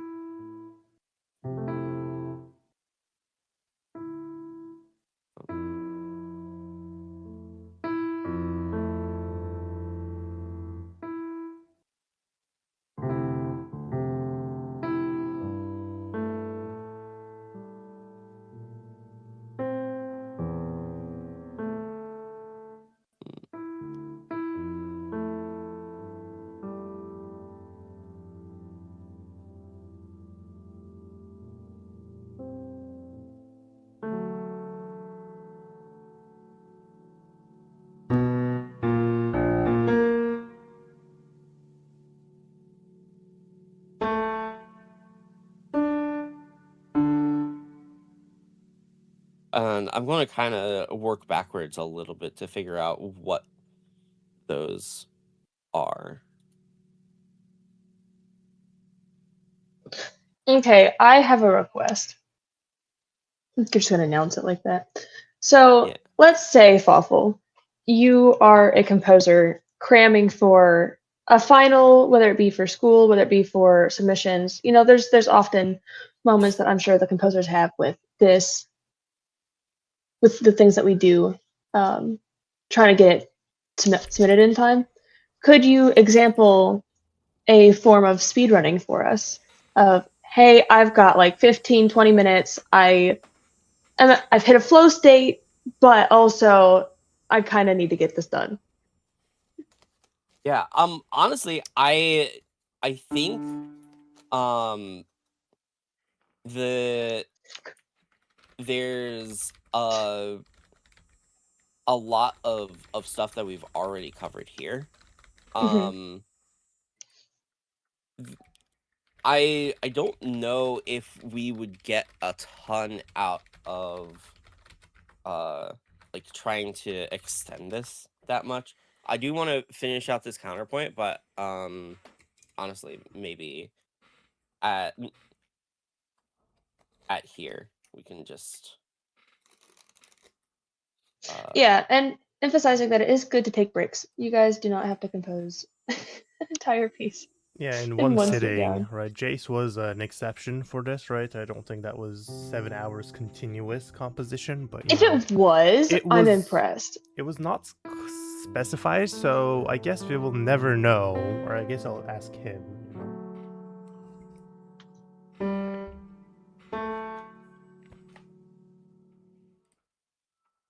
let's just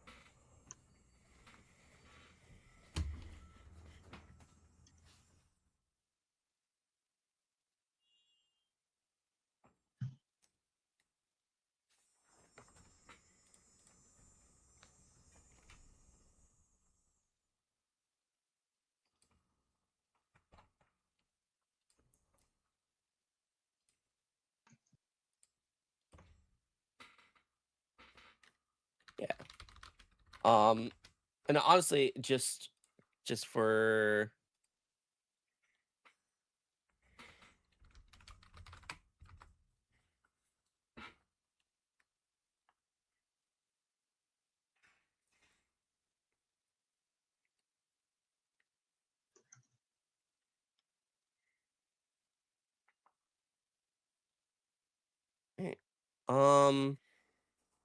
I guess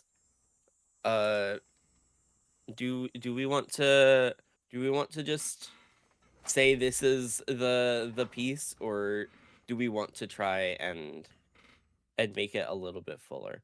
And I think if we try to make it a little bit longer, we would have to like cut down a little bit on the number of instruments, right? Like orchestration is something that adds quite a bit of time. It is a time-consuming activity, composing, right?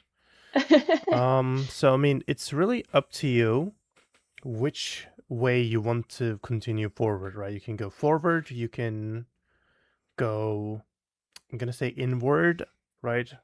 For whether you want to make it fuller or if you want to make it longer. Let's give you a full 15 minutes to, you know, talk about which one you would prefer to do it. And in 15 minutes, we're gonna listen to the full, the full at that point piece, and then we can wrap up. Does that sound good for everyone? That sounds good to me. Yeah. I mean, let's start by listening to what we have so far again. I end up listening to my own music a lot while working on it. You gotta, it's like a cook. It's like you gotta taste it as you go. Make sure the seasonings are right. Yeah.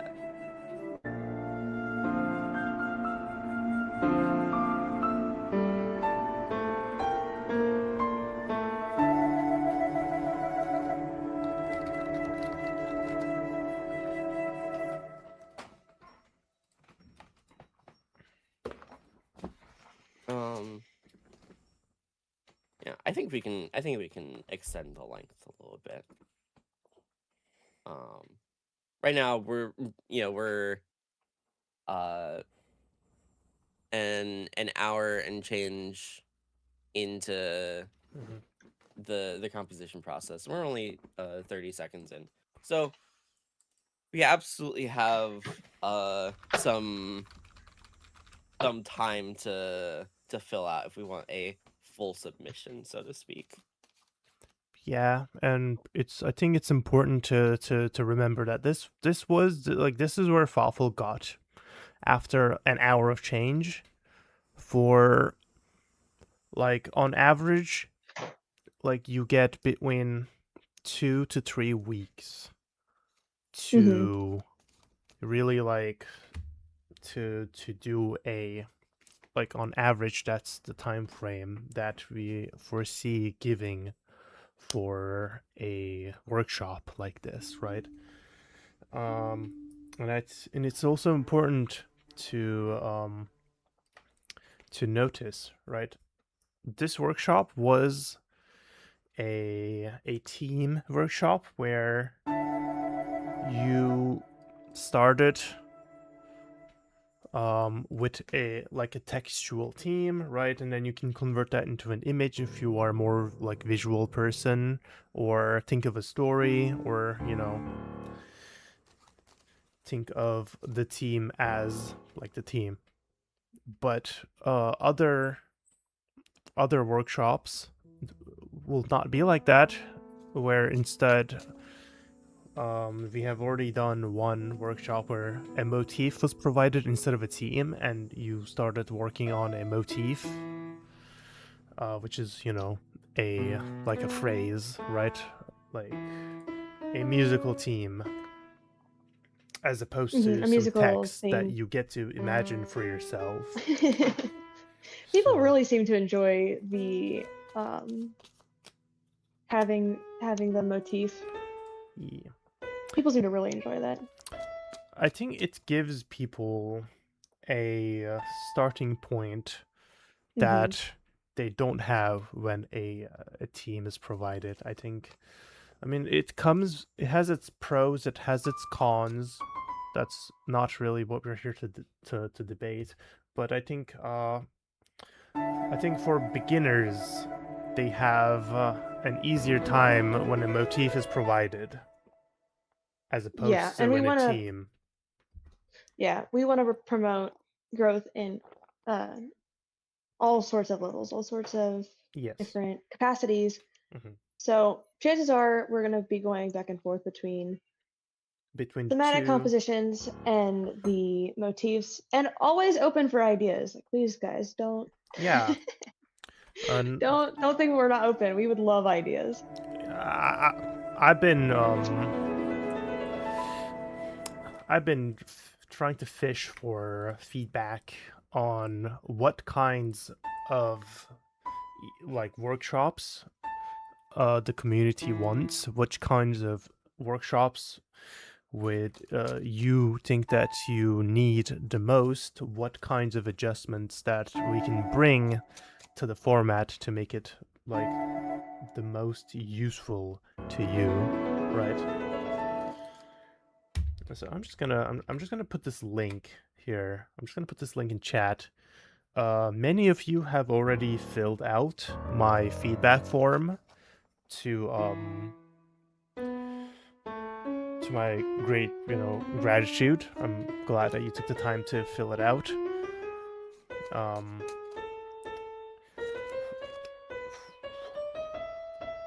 What is this form exactly about? This form is the form that will allow you to communicate your feedback to me and to to me. I have my panel for music feedback. Administratively, I'm kind of solo at the moment because I don't. These people already live full lives. They don't need more on their plates. I use them occasionally to like bounce ideas back and forth. But like I read the feedback form, and with the help of Brian, who's not here. Well, he might be watching. Sadness. I don't know. And I haven't Sarah. heard from him actually. Yeah. Yeah, America, that's the form that you did fill not too long ago, I think yesterday.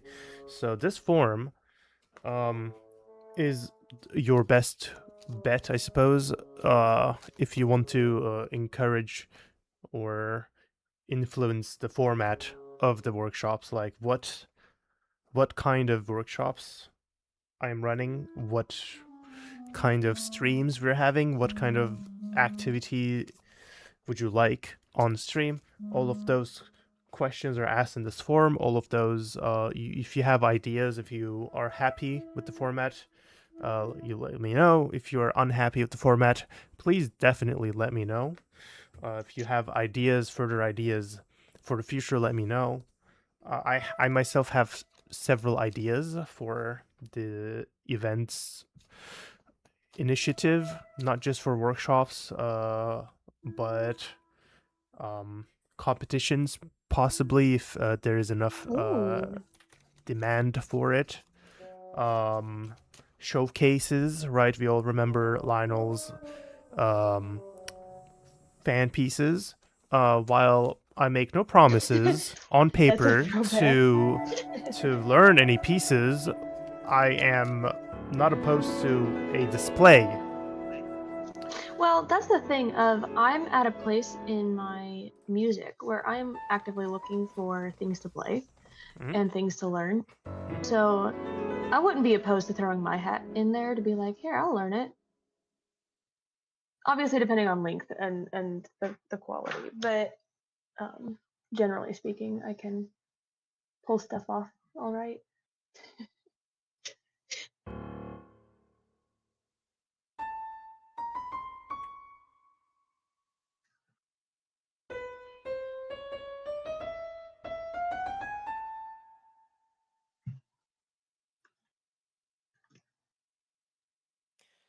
Yeah. Well, while they've been talking, I've just been trucking along. So I wanted to do a, a few more of these like arpeggiated patterns, kind of like those initial improvs I did, like at the very beginning of the process.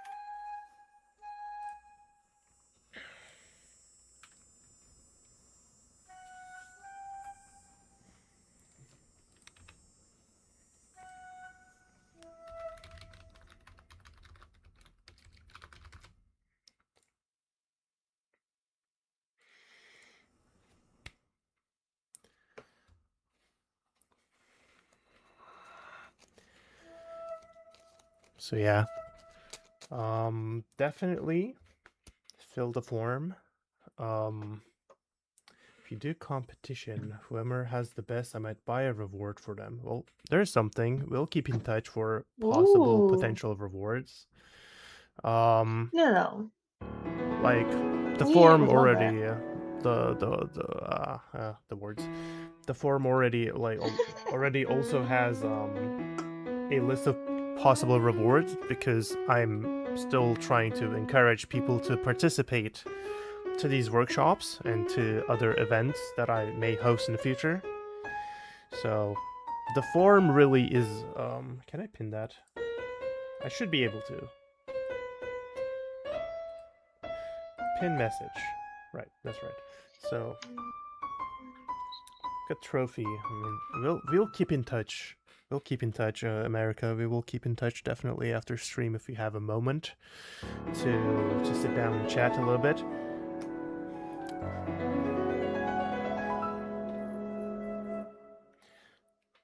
However, at this point in time, for those who potentially already have filled out the form, I do want to add that I updated it not too long ago, and I added new questions to help. So if you did send an answer, maybe consider updating your answer to take into account the new questions that have been added. But other than that, I think there will be such a feedback form at the end of every stream, just so that I can have an easy time fine tuning the initiative into something that you want and you need, as opposed to what I think what you want, because I'm just a dude who's trying to trying to provide something that you want to do, right? I'm organizing activities and fine, but I need to know what you want us to do in these workshops. So yeah, Yeah, definitely and the I think best way to it's help out. 100%. And I think, it can be intimidating of like, what if my opinion doesn't really matter or stuff like that.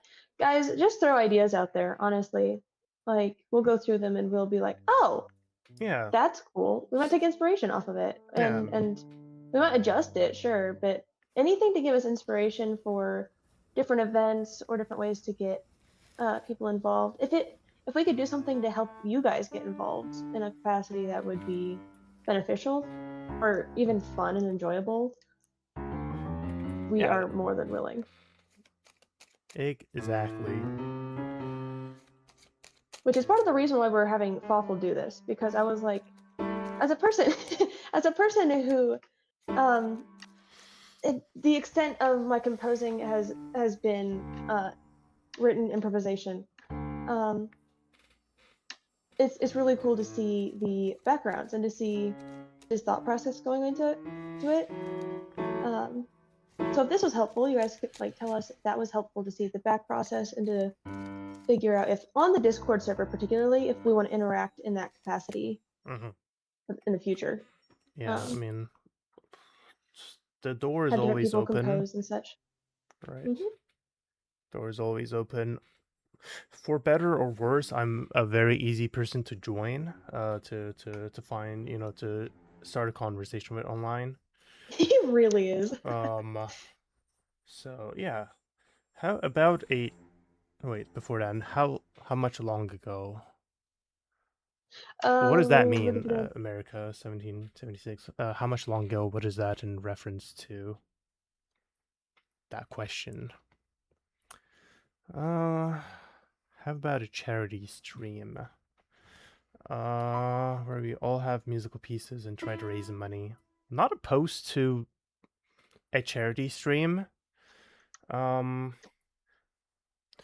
Not opposed to it. We will circle back and talk about a charity stream possibly. I just don't know which charity we could support. How long ago? No, how long ago? That was before you did the forum, so you answered the Mm. most up-to-date Updated version. version of the form. So you are fine on that regard. I Talk want to say we about updated it like a few weeks ago, didn't we? Like 2 or so. Whenever that conversation took place. It's quite recent actually. Well, in the grand scheme of things, probably yeah. We updated it a couple of weeks ago, but I started posting about the forum a couple of weeks prior. That's when everyone. Well, that's when the grand majority of people sent their answers. No, you're good. You're up to date. Yeah, that's right. That's a proper word. Fawful, would you think that we are ready to listen to your submission as of now, or do you need several more minutes for us to talk over? I am glad you asked. I am missing one fermata, and I think we're done. That's a beautiful touch. I love fermatas. Fermatas are the best.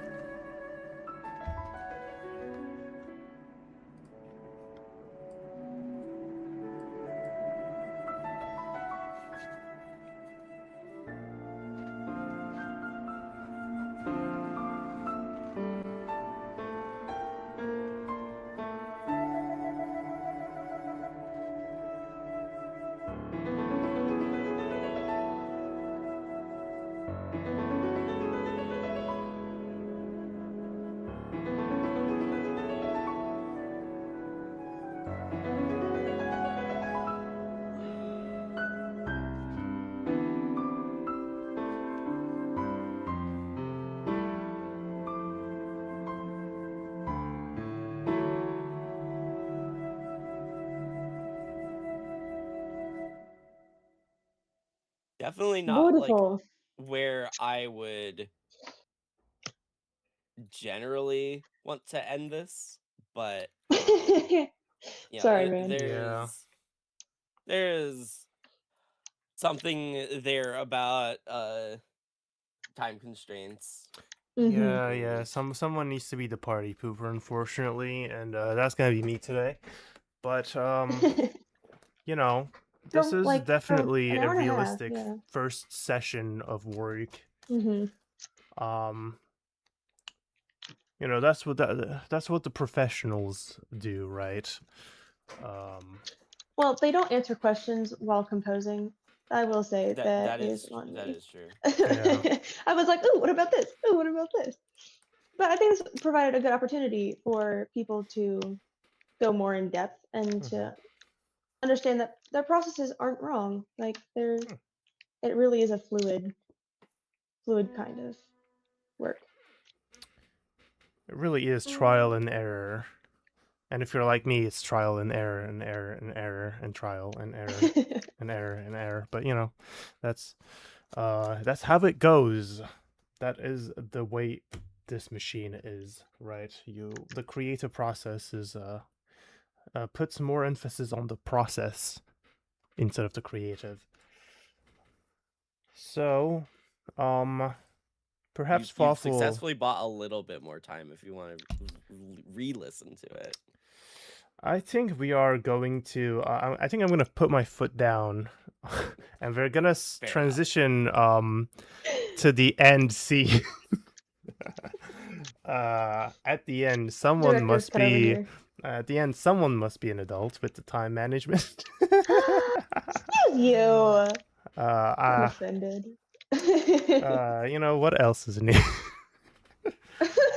um, all jokes, all jokes. All jokes. But Fawful, you know, standing ovation with all the claps. Let me grab let me grab some emojis here. As it's the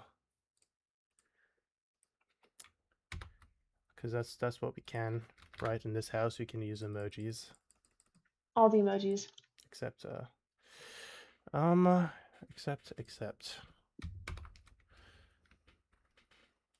Are you struggling with the emojis? My computer is well, not okay. You know what? Not my computer. YouTube is struggling with the emojis. YouTube on the computer. I had to go to a different app, write this, no problems, and then copy and paste it here. Oh, that's so dumb. W YouTube. Anyways, we love YouTube in this house, giving us the possibility and opportunity to stream. It's great. So, thank you, Fawful, for this insightful composition stream that you did, a mini stream in this stream.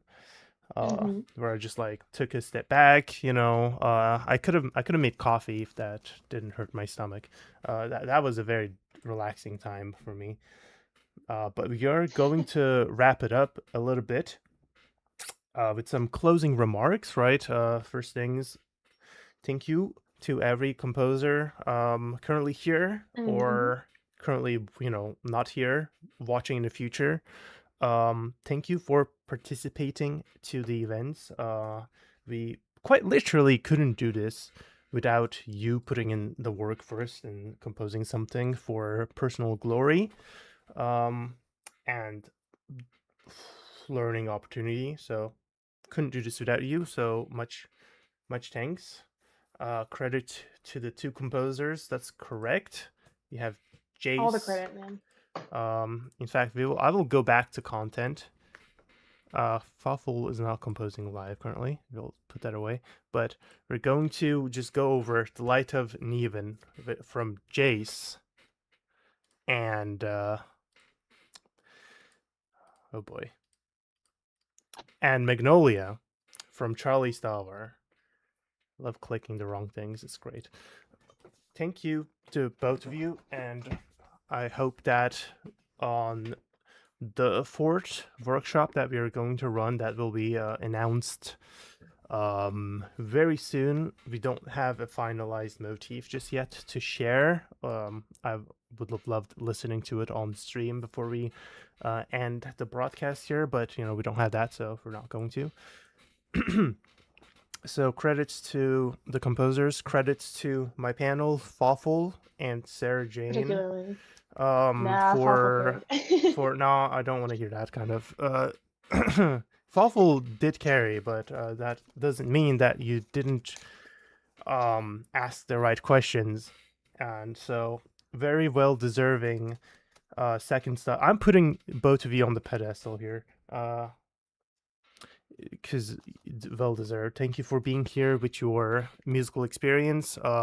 Slightly differing, like points of like entry to music, but that doesn't mean that you guys deserve different hierarchy, right?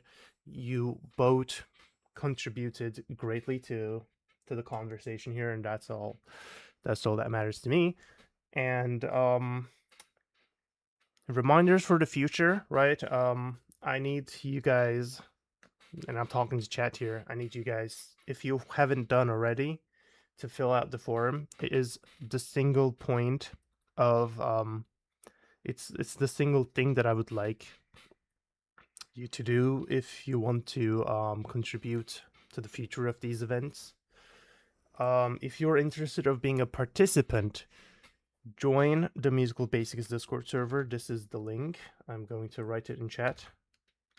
We would love to have you on there. And just general conversation. We have different channels for different instruments and for composers as well, not just for the events. So if you want any kind of feedback or anything, we have that here. That is correct. So we try to be a very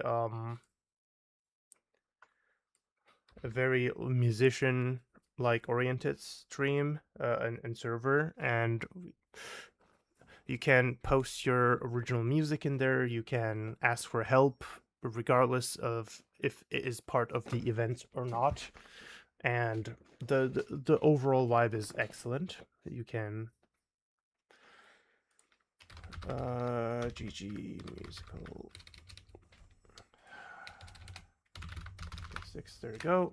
So and you can also find find all of the relevant information that I put in the description box of the stream. So feel free to like go back. The information should be there at least, I think. So join the server, fill out the form, and you will hear hopefully very shortly from myself in the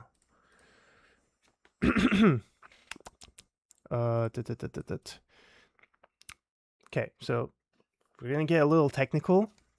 We have a channel called Community Updates. That is where I post the updates in terms of the events, right?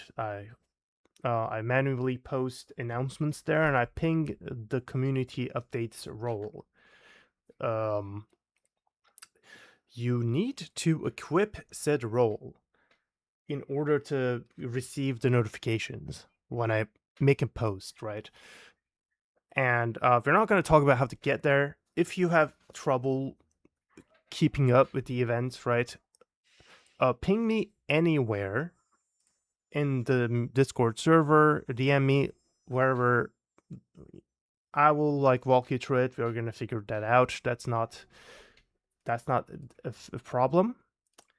It's just if you want to keep up with the news of the events, that is where I post the information. I also post the information as posts on this here YouTube channel. Many of you were confused because you were expecting me to stream this on my actual YouTube channel, because I have an actual also separate YouTube channel. But we're gonna keep things in this here YouTube channel. So in the posts in this YouTube channel, I try to make an effort to present the same information that I do on the Discord server.